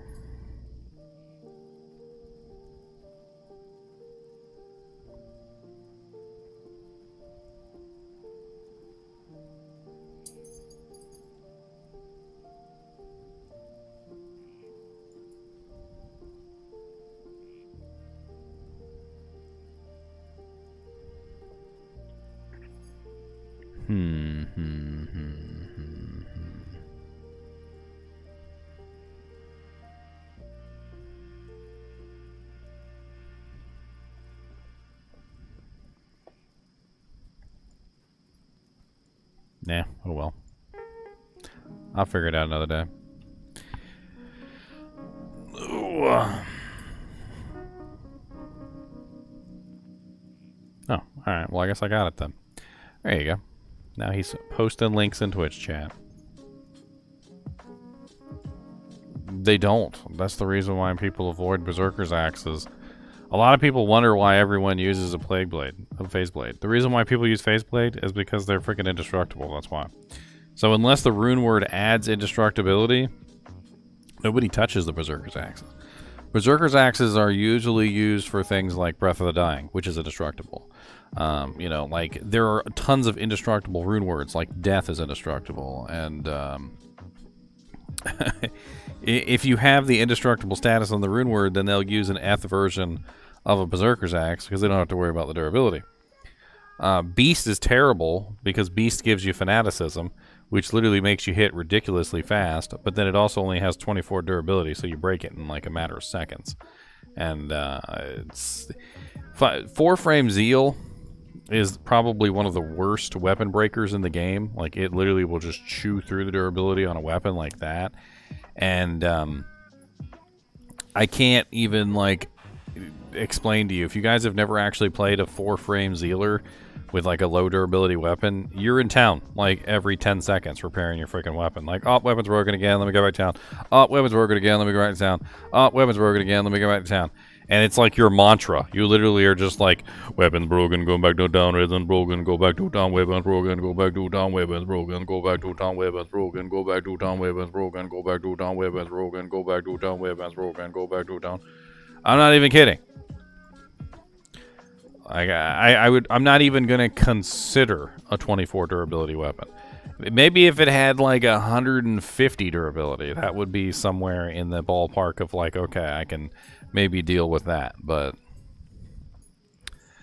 where else do we want to test in P8? Let's test some other zones here real quick. Let's go to kill Eldritch again.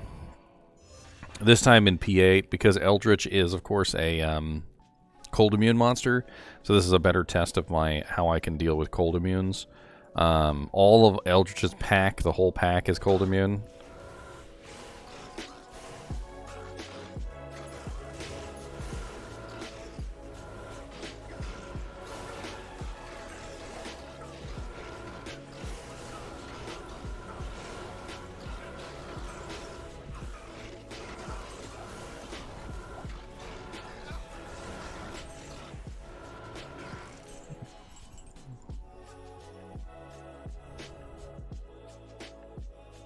I mean, it's not bad. That was not bad kill speed for monsters that were immune. Let's go somewhere else fun, like Canyon of the Magi in P8. Let's take a look at the canyon. There's usually a bunch of cold immunes here as well. Yeah, those guys, the Crushers, are always cold immune. I mean, as far as cold immune P8 monsters, that's a pretty fast kill.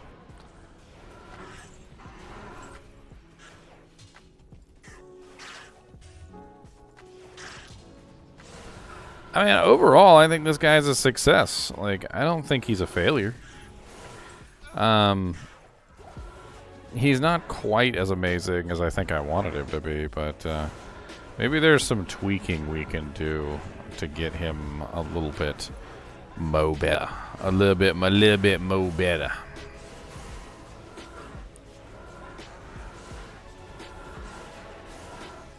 A little bit mo better.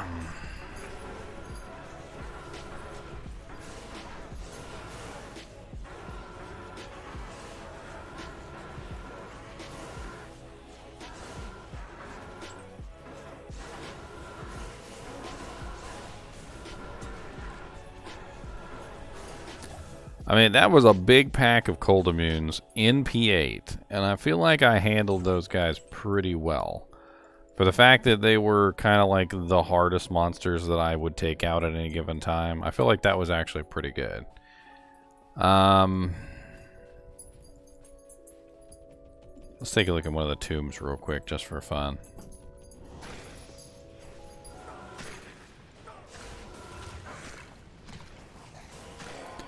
So, Unravelers are always cold immune, I believe. Ghoul Lords are always cold immune, too. Why are they not showing up as cold immune? I could have sworn they were always cold immune. Ghoul Lords are always cold immune, right? Am I, like, completely imagining things?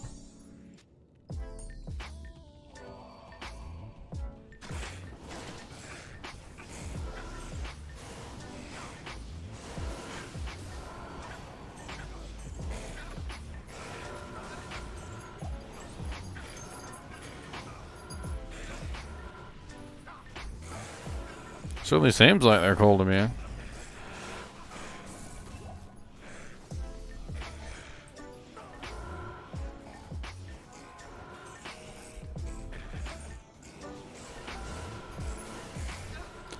I guess not. That's weird.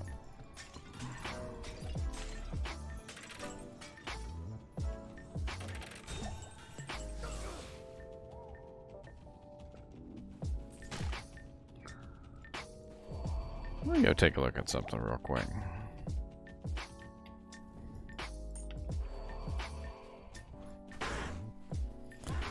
Okay, well these guys are cold immune. I mean, I kind of wish it would show you that it's breaking the immunity instead of just doing it and letting you guess. Cows? Yeah, we could try cows. Why not? Let's go play around in some P8 cows.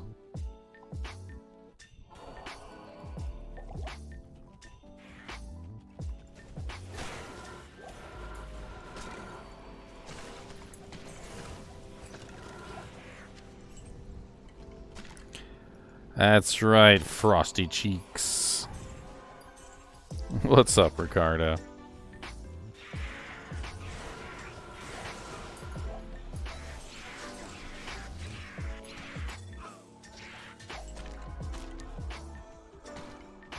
Finding the leg, that's what we do. Finding the cow leg to make the cow portal.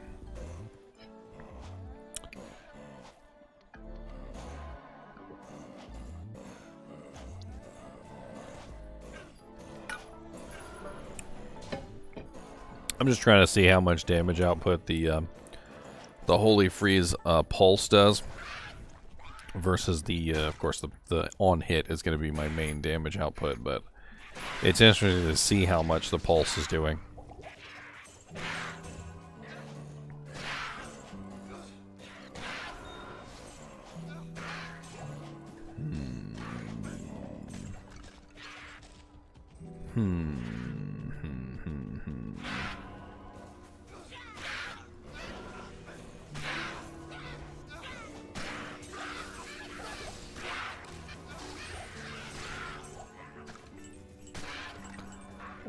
Infinity doesn't break cold immunes, as far as I was aware. I mean, like, occasionally, sometimes it will break a cold immune, but...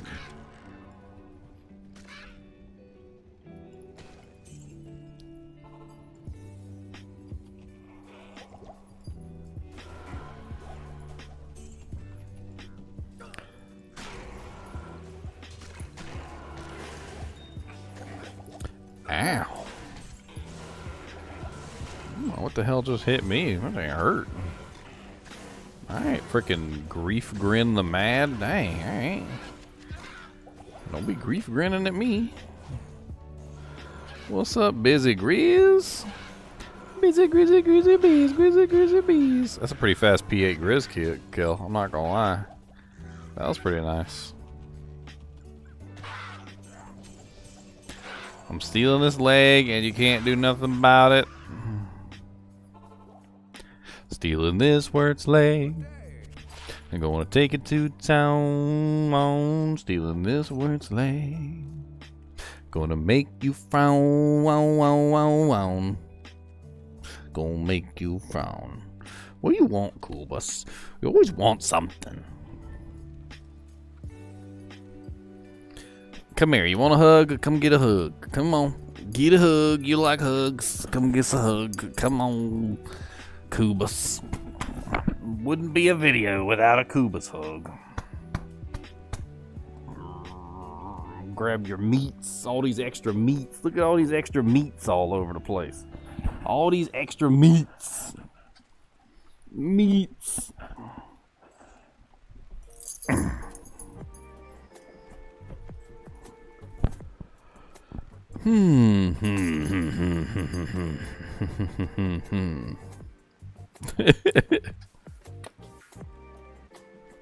Doo doo. Going into the cows. Alright, let's go. Into the cow level. We going to go. We got some cow level. We going to go. Gonna go to the cows. Gonna go to the cows. What's up, Mr. Hellbovines? What's up, Mr. Helltrovines? Oh, Lord. Now we're in it.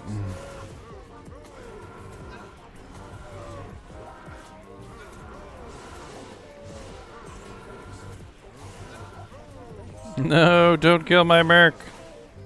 What did he ever do to you?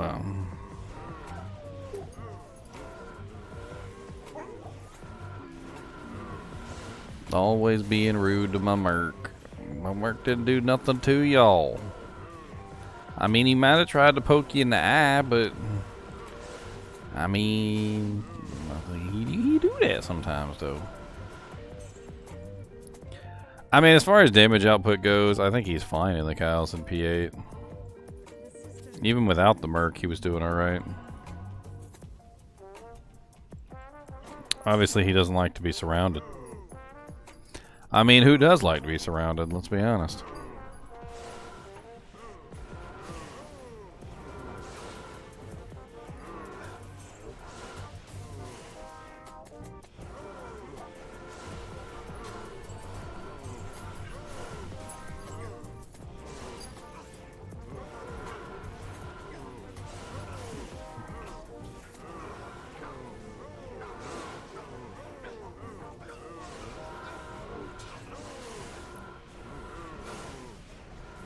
Cow King is dead.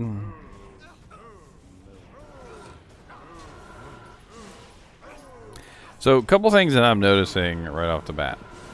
Right, so let's notice. Let's notice everything we can. The plague proc is just not going off enough, and I think it may definitely have to do with the fact that, well, I'm freezing everything, right? So most of the time the monsters are either frozen or very slowed down by the holy freeze effect, which is making the whole killing them thing a little bit more difficult. Or rather, getting that proc off a lot more difficult. I don't really know if the plague is the right choice. I mean, yeah, it helps me hit that max breakpoint. It does have decent damage, and it has the lower res, but the lower res just isn't really going off enough here. In places where there's lots of AoE damage, it does okay. Like, I noticed that, especially in places where there was a large number of ranged monsters, I was definitely seeing a much more profound impact. Let me see if I can show you guys what I mean. How the hell is frickin' he always poisoned? He's like literally stuck poisoned. It's probably why he keeps dying, because he's literally just always poisoned. Let me try rebooting. He literally rezzed poisoned. Let's try Frigid Highlands, see if they got any archers.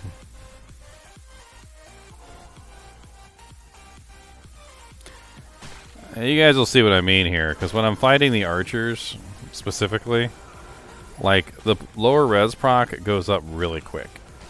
So, like, whenever I'm fighting the archers or any kind of range class, like, mages, even the gloams trigger it all the time. But the melee monsters don't. Like, just in general, I don't usually trigger it when I'm fighting melee monsters, because I'm freezing them too much, and they can't really get within range to actually trigger the effect. Meanwhile, though, all the ranged monsters over here usually end up having it up pretty quickly.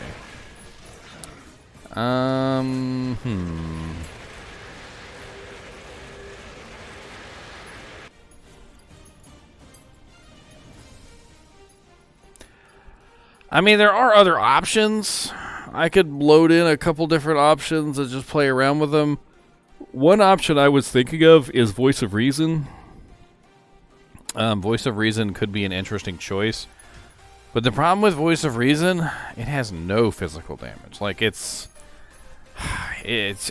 want to talk about, like, low physical damage items? Voice of the Reason has, like, none whatsoever. What it does have, however, is Frozen Orb and negative res, which both could be useful. I don't know. We could always try it. Let's go ahead and load in a couple other items here.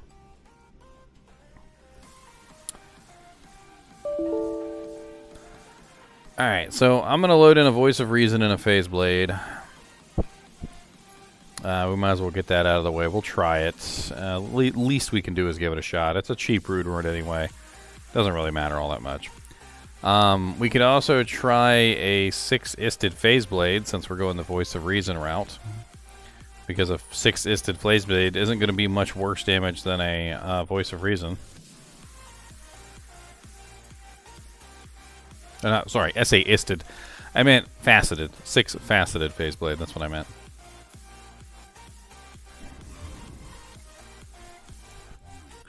We're going to try a couple different choices here.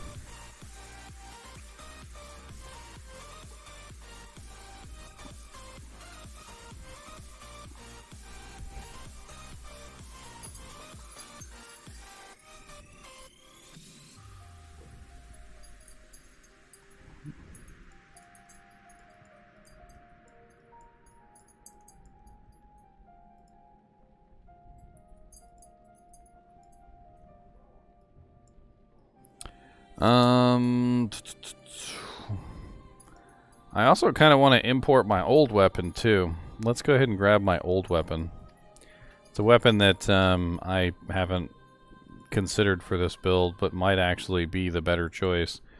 That is a Heaven's Light that has 2 sockets and utilizes 2 cold facets, which could be a better choice in general as well. So that's 3 different weapons that we can try.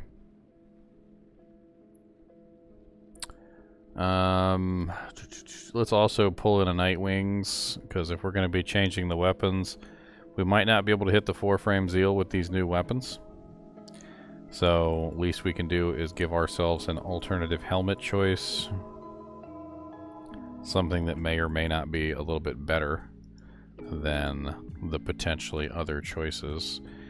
I know this is going to change the build a little bit, but I can't really imagine it's going to make too much of a difference here nor there.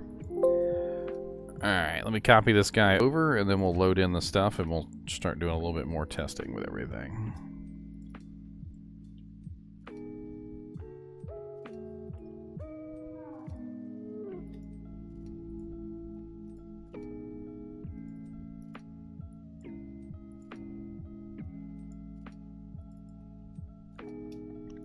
We also might have to respec a little bit for these other items, so I'm not really sure how that's going to work out.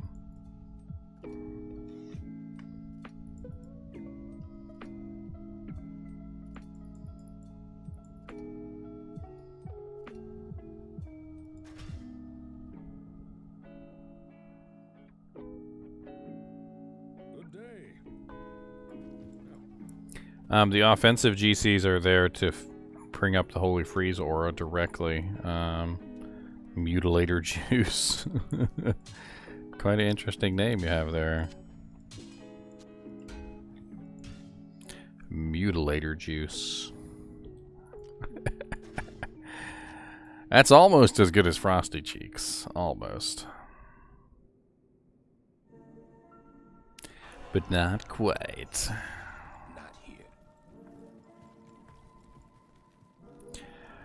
Alright, so first off, let's take off the Plague Blade, and let's go ahead and throw Voice of Reason on first.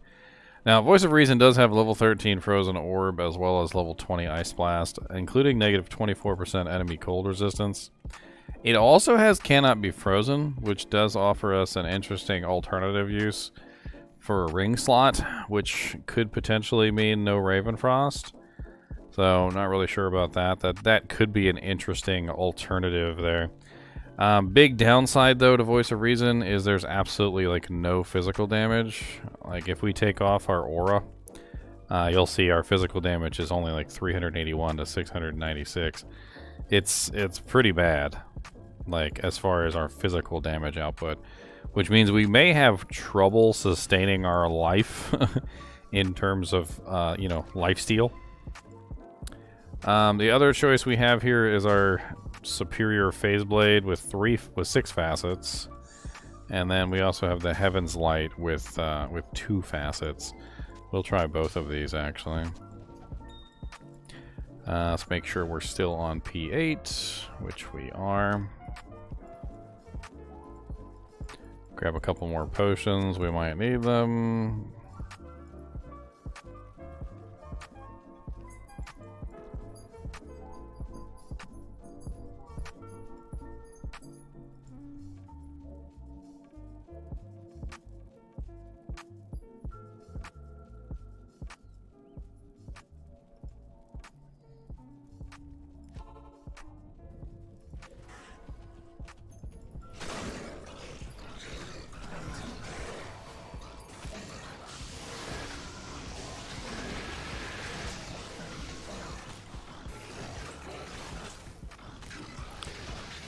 So I can definitely tell that we're not hitting the 4-frame breakpoint anymore.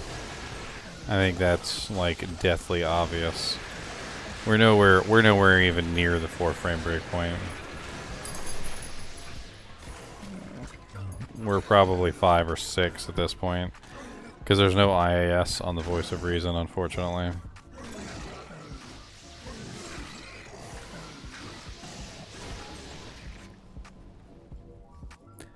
P8, Sean. We're testing P8.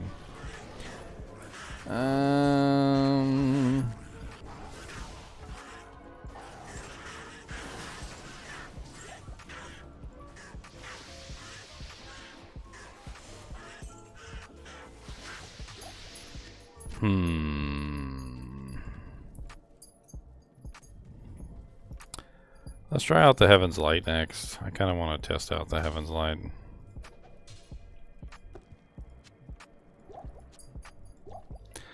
The Heaven's Light is likely going to be a lot slower.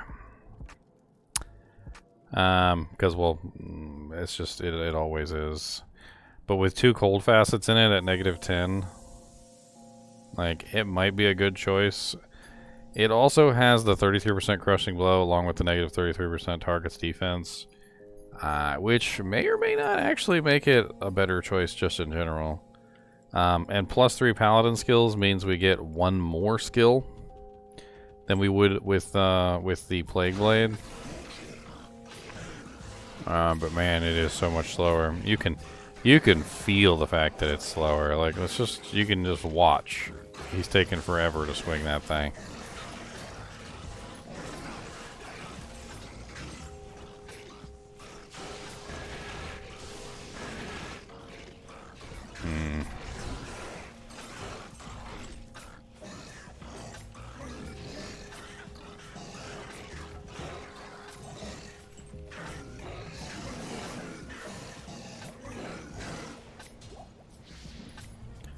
Alright, so very slow with that. Let's try the 6-faceted Phase Blade. So basically just 6 straight facets. Now the additional benefit of having just the facets is that you don't notice I get a 144 to 228 cold damage just added flat from the facets, which is kind of insane.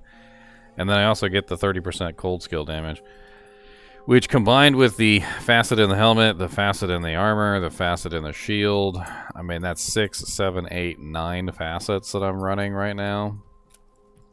For a total of plus 45% skill damage and negative 45% enemy cold resistance. Which is a lot, but again, like no physical damage. Let's go to P8 Chaos, let's play around with it there.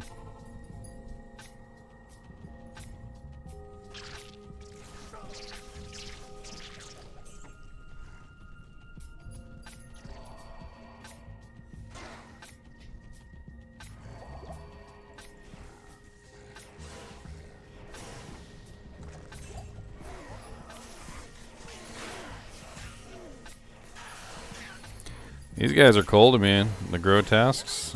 Those are P8 cold immunes getting wrecked.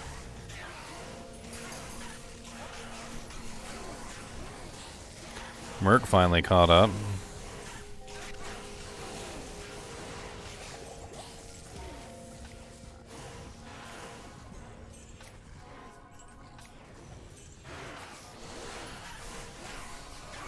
I mean, the complete lack of physical damage is certainly a downside, but I mean, having maximum holy freeze certainly makes for a very safe, comfy cocoon.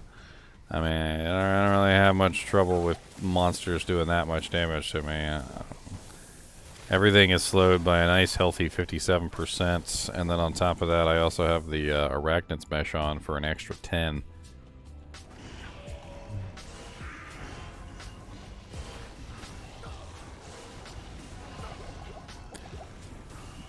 Fanaticism.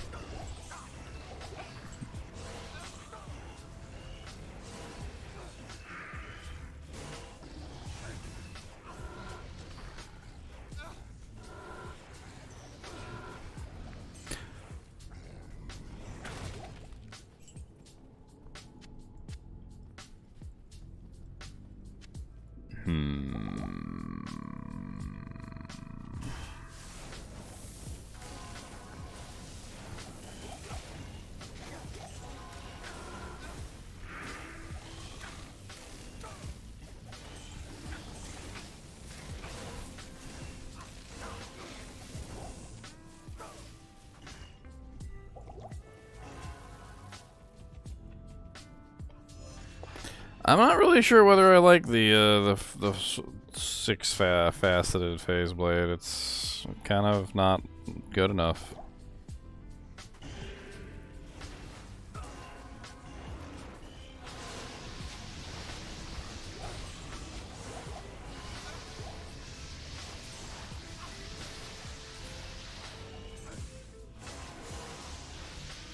The Voice of Reason seems to do better.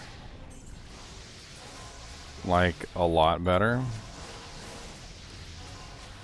I mean, granted, I'm not at the 4-frame zeal, but I'm closer than I would be with the Heaven's Light, that's for sure.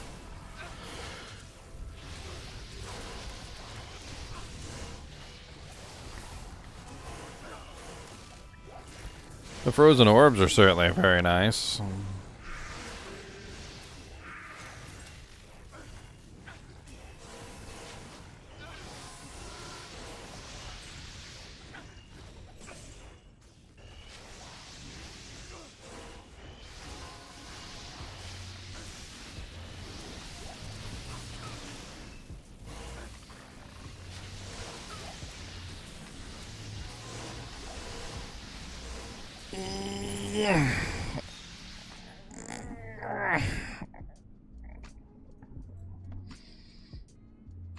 I don't really know. It's like splitting hairs. Like, this is what it feels like. Ow, freaking crick in the neck.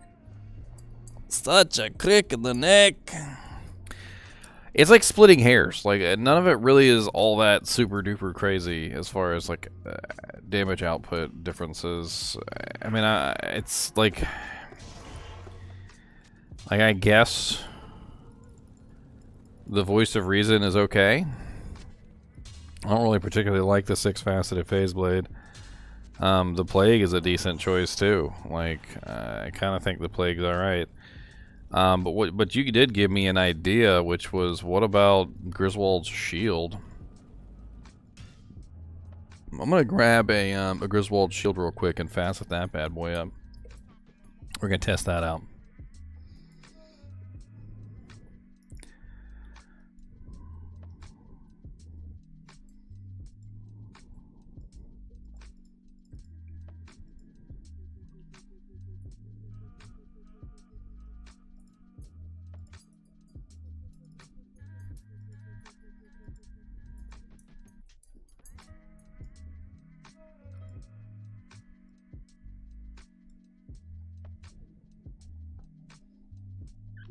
Pip my Grizz.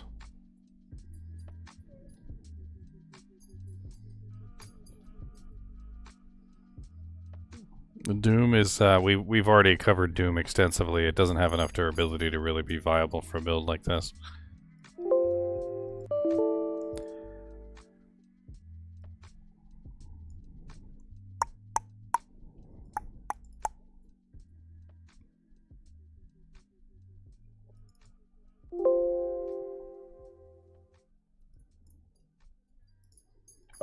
Let's grab us a Grizzy Busy, though. Grizzy Busy, can't you see? Sometimes the Grizzies are just for me. We got the Grizzies. Grizzy Grizz, we got the Grizzies. Cody, why are you staring into my soul? soul. Staring into my soul. You heard me. I said, why are you staring into my soul? Said, I'll do what I want to do. Gonna stare in your soul for 2 or 3 hours. Don't judge. I'm good at it. That's what I got. And I'll bring you my crab because he's real cute. Bite his butt off. That's so cute. Don't like the crab when he slaps me though. Slap, slap, slap, slap, slap, slap.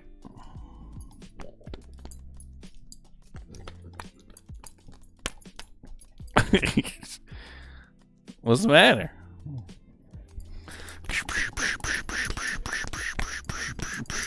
Ah! Take your crab. Take your crab and go, sir. Dang.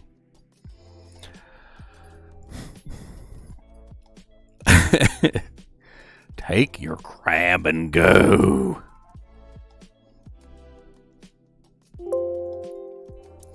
Alright, we got a Grizzy. We're gonna put that on. We're gonna test out the Grizzy. I don't know.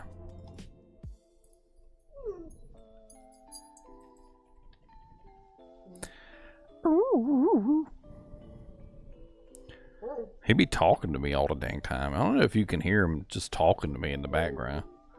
He just be like,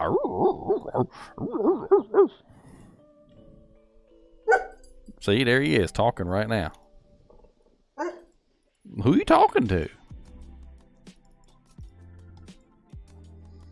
I don't speak dog. Can somebody translate? I know you don't have to go to the bathroom because I let you out to go to the bathroom when we came up here.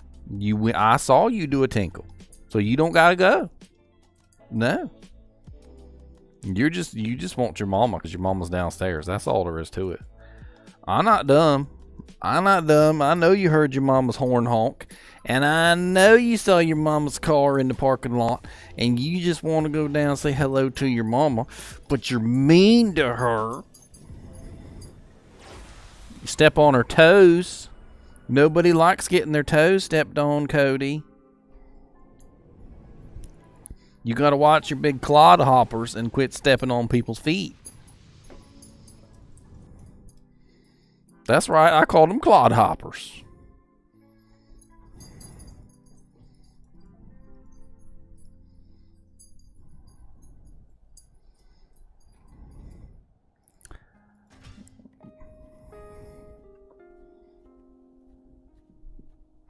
Good day.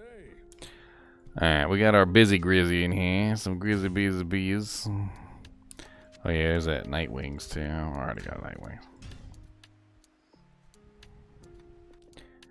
Grizzy busy bees, Grizzy bees, Grizzy bees, Grizzy wheels, Grizzy wheels, Grizzy bees. Yes.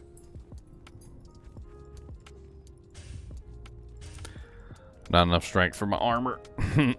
I pretty much thought that might happen. I might have to respec just so I can put it on.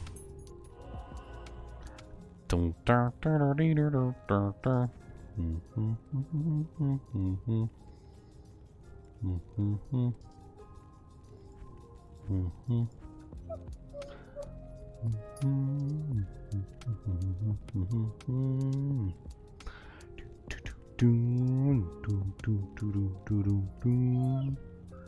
really kind of want to try it out with the extra crushing blow, but I don't really think it's going to make much of a difference one way or the other.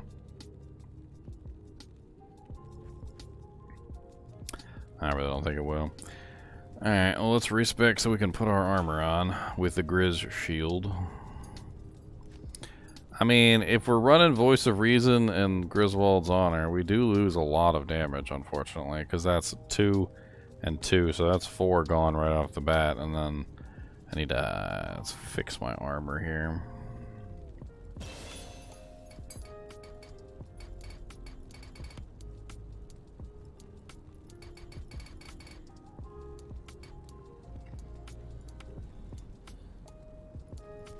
Let's go ahead and throw my points in.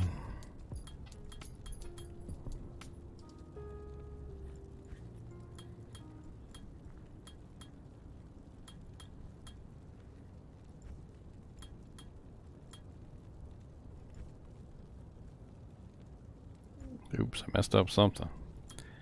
Yes, I did. I messed up hardcore, didn't I? Dang nabbit.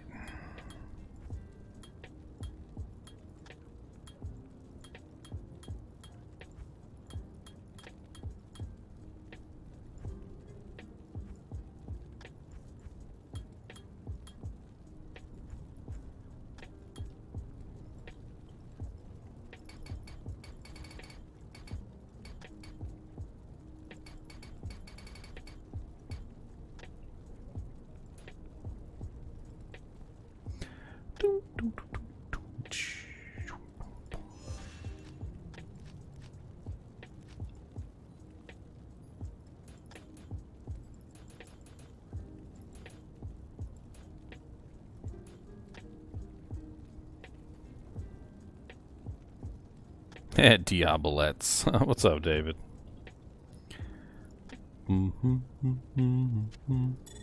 Kane, identify this amulet immediately.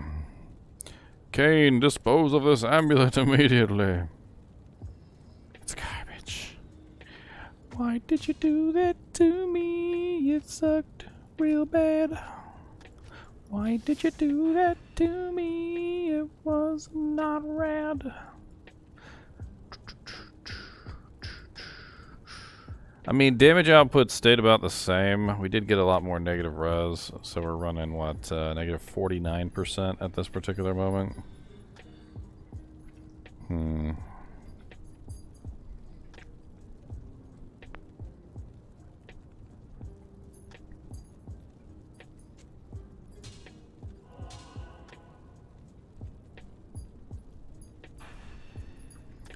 So, 5,266 versus 5,864. The plus to skills makes a huge difference. We do get the negative resistance on this, but I just don't know if it's really, in the end, if it's really going to make out. We also get the frozen orb, though. So, the frozen orb is kind of like an unknown quantity. Like, will it go off? Won't it go off? Like, what's going on with that?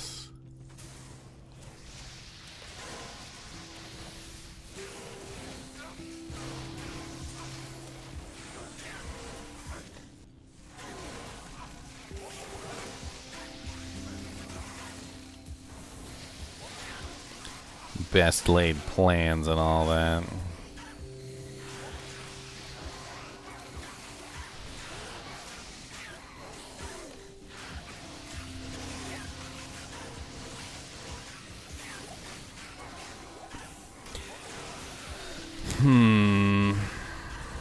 This is with the voice of reason.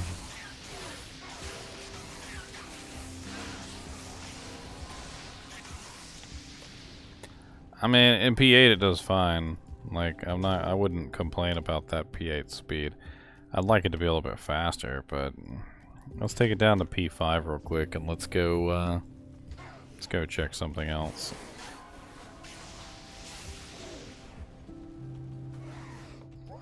Merc is always chilling. I don't even know what to think about the frickin' Merc no more. Sometimes I swear he just stands there and watches me kill things. He's like, what? You don't need my help. He's like, you don't need my help. What's the matter? What? Like, you need my help? No, you don't need my help. Dude cracks me up.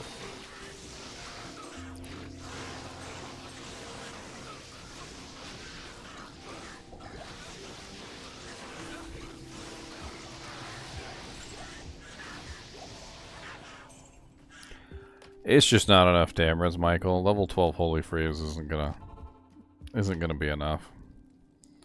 And on top of that, without the plus skill damage, it just doesn't really work out very well.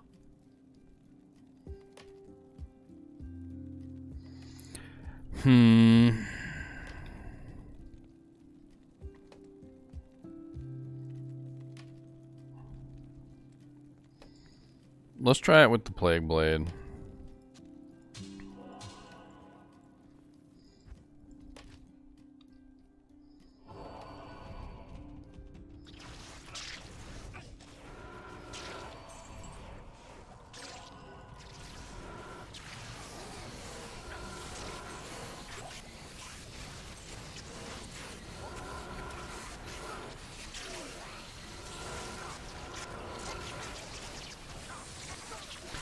So much slower on the cold immunes,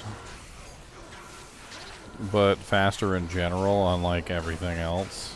Let's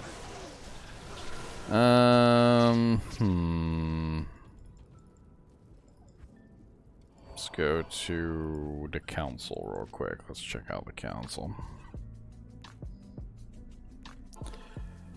P8 council.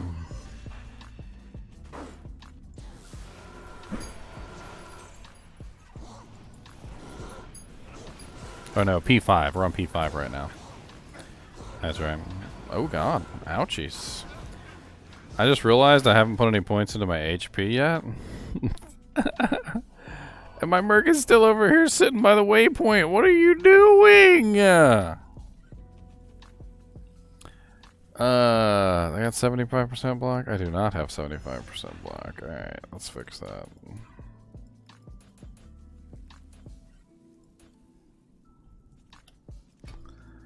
I was doing pretty good for not having put any points in HP. I mean, that's actually not bad.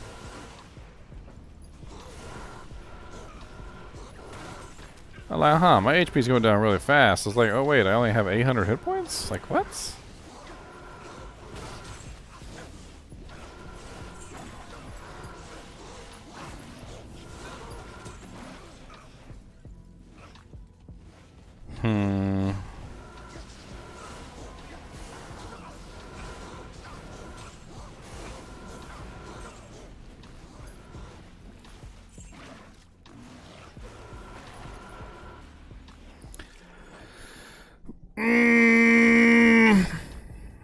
This whole character just makes me go.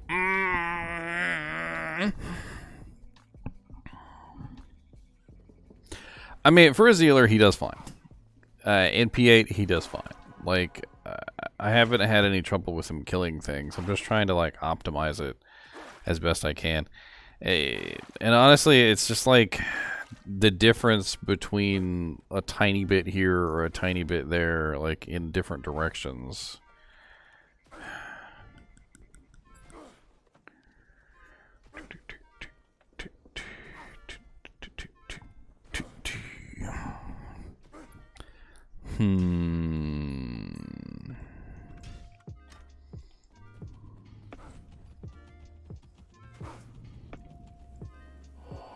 Let's go back to P8 real quick and let's play around in Canyon of the Magi. In the Canyon of the Magi. Actually, you know what? Let's do something fun real quick, just for lulz. P1. Stony Fields.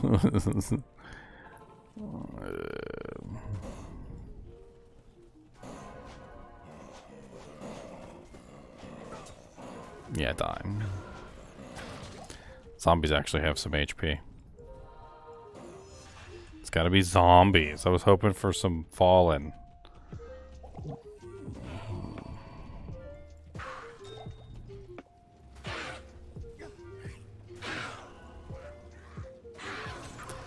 I mean, it's pulse damage is not terrible. Like even in P1, it's okay.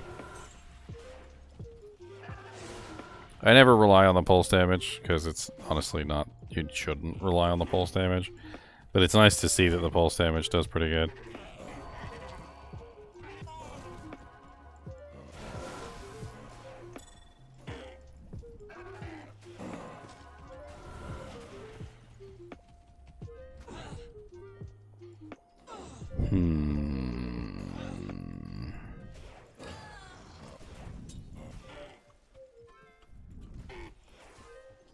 Everything just shatters. Like this build definitely will be a shatter king. Pretty much nothing is going to be getting by this character without turning into ice chunks, unless they're immune completely to the freezing effects.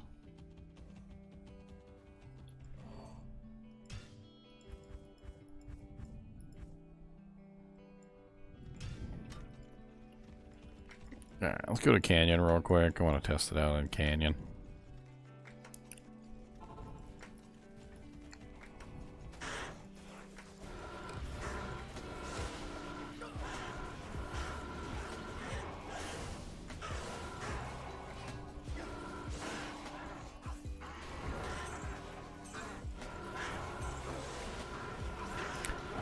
Storm Slime the Hungry.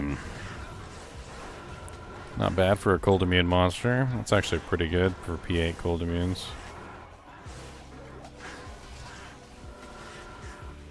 That's why I'm coming here, by the way, because the crushers are cold immune and I'm trying to test out the cold immune killing speed.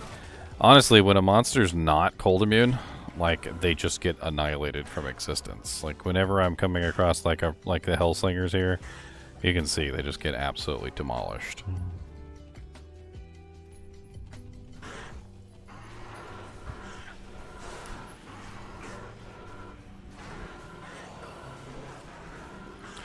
See me in here just swinging away, just swinging away. Come on down, let's swing it away.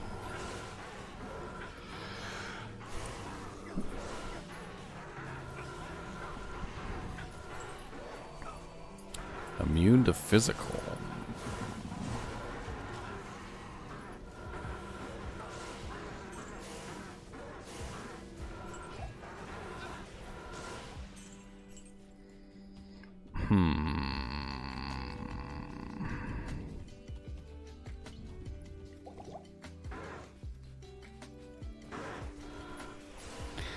I was honestly thinking, like, as good as Zeal is, I can't focus fire anything down. Like, so when I'm in the middle of a big group of monsters like that, I end up, like, just, okay, whatever dies is whatever dies, because I don't really have a choice in the matter.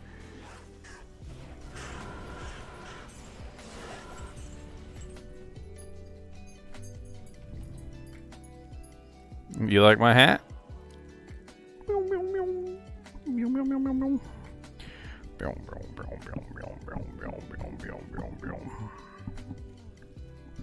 Gotta get my antennas right. Y'all can't be making fun of my antennas now.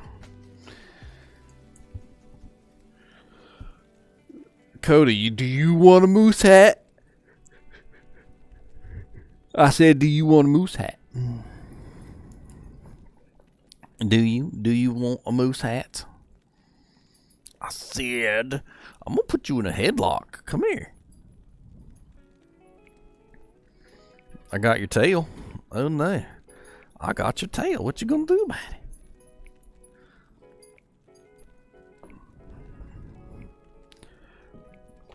I don't really think there's much more to explore with this build. I feel like I just need to make a decision. Like, which weapon would I prefer? I mean, I like the Plague Blade. I just really do. I like it. It has the lower resistance proc on it. It's got the plus to all skills. It's got the increased speed. It's decent damage. It's got deadly strike, open wounds, freezes target. Like, it's not a bad weapon. It's actually pretty good for this build. Voice of Reason definitely does have the negative resistances. It's cheap. Could be something that I deliberately keep on my alternative hand. It doesn't have any plus to skills, though, and it doesn't have any physical damage, which makes it a detriment in a lot of situations.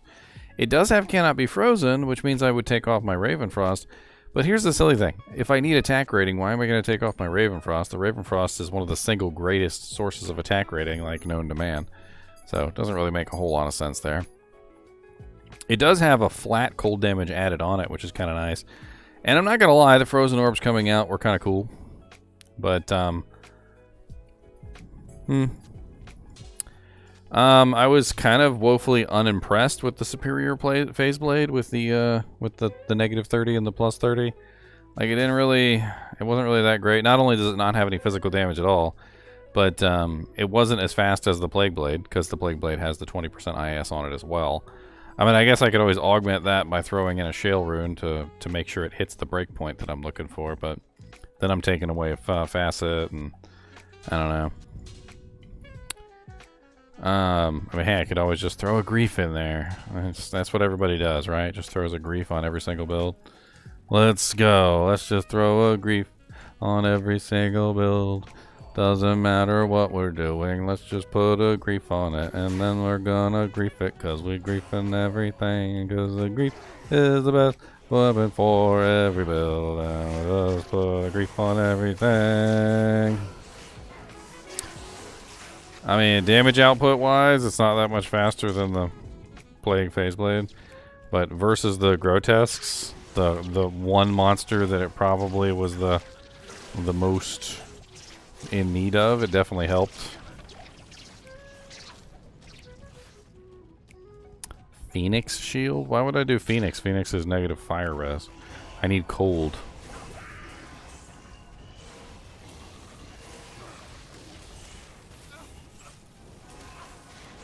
You're thinking physical damage. That's not really what I'm interested in. If I'm building physical damage, I might as well just be a Zealer. At that point, I might as well just be a Zealer, like just a regular Zealer. Just be a physical melee Zealer. Use a physical Sunder, grab myself an Atmos Scarab, and just call it a day.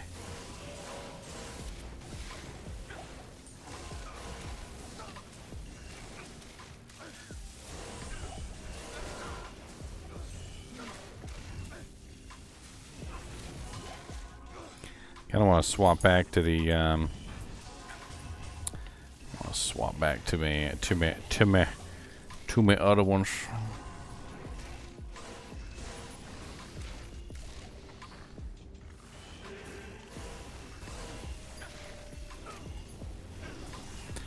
I mean, as far as damage output goes, the Grief doesn't even really seem that much better than the Plague.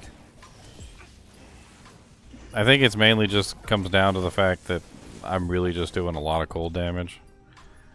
Against the very specific monsters that are cold immune, it's faster. That's about it.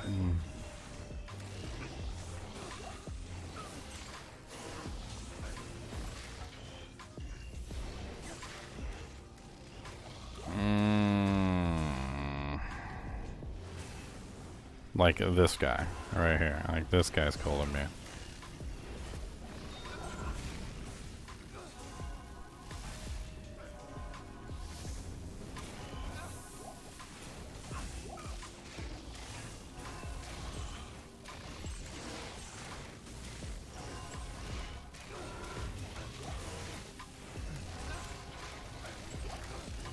Of course, the ITD on Grief is nice. Having ignores target's defense means you don't have to worry about defense all that much.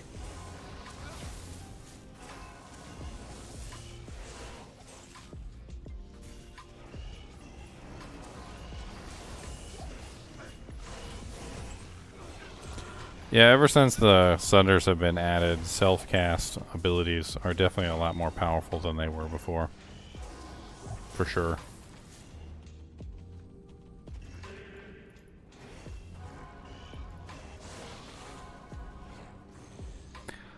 Well, I think this one's pretty much wrapped up as far as like what we can do with him.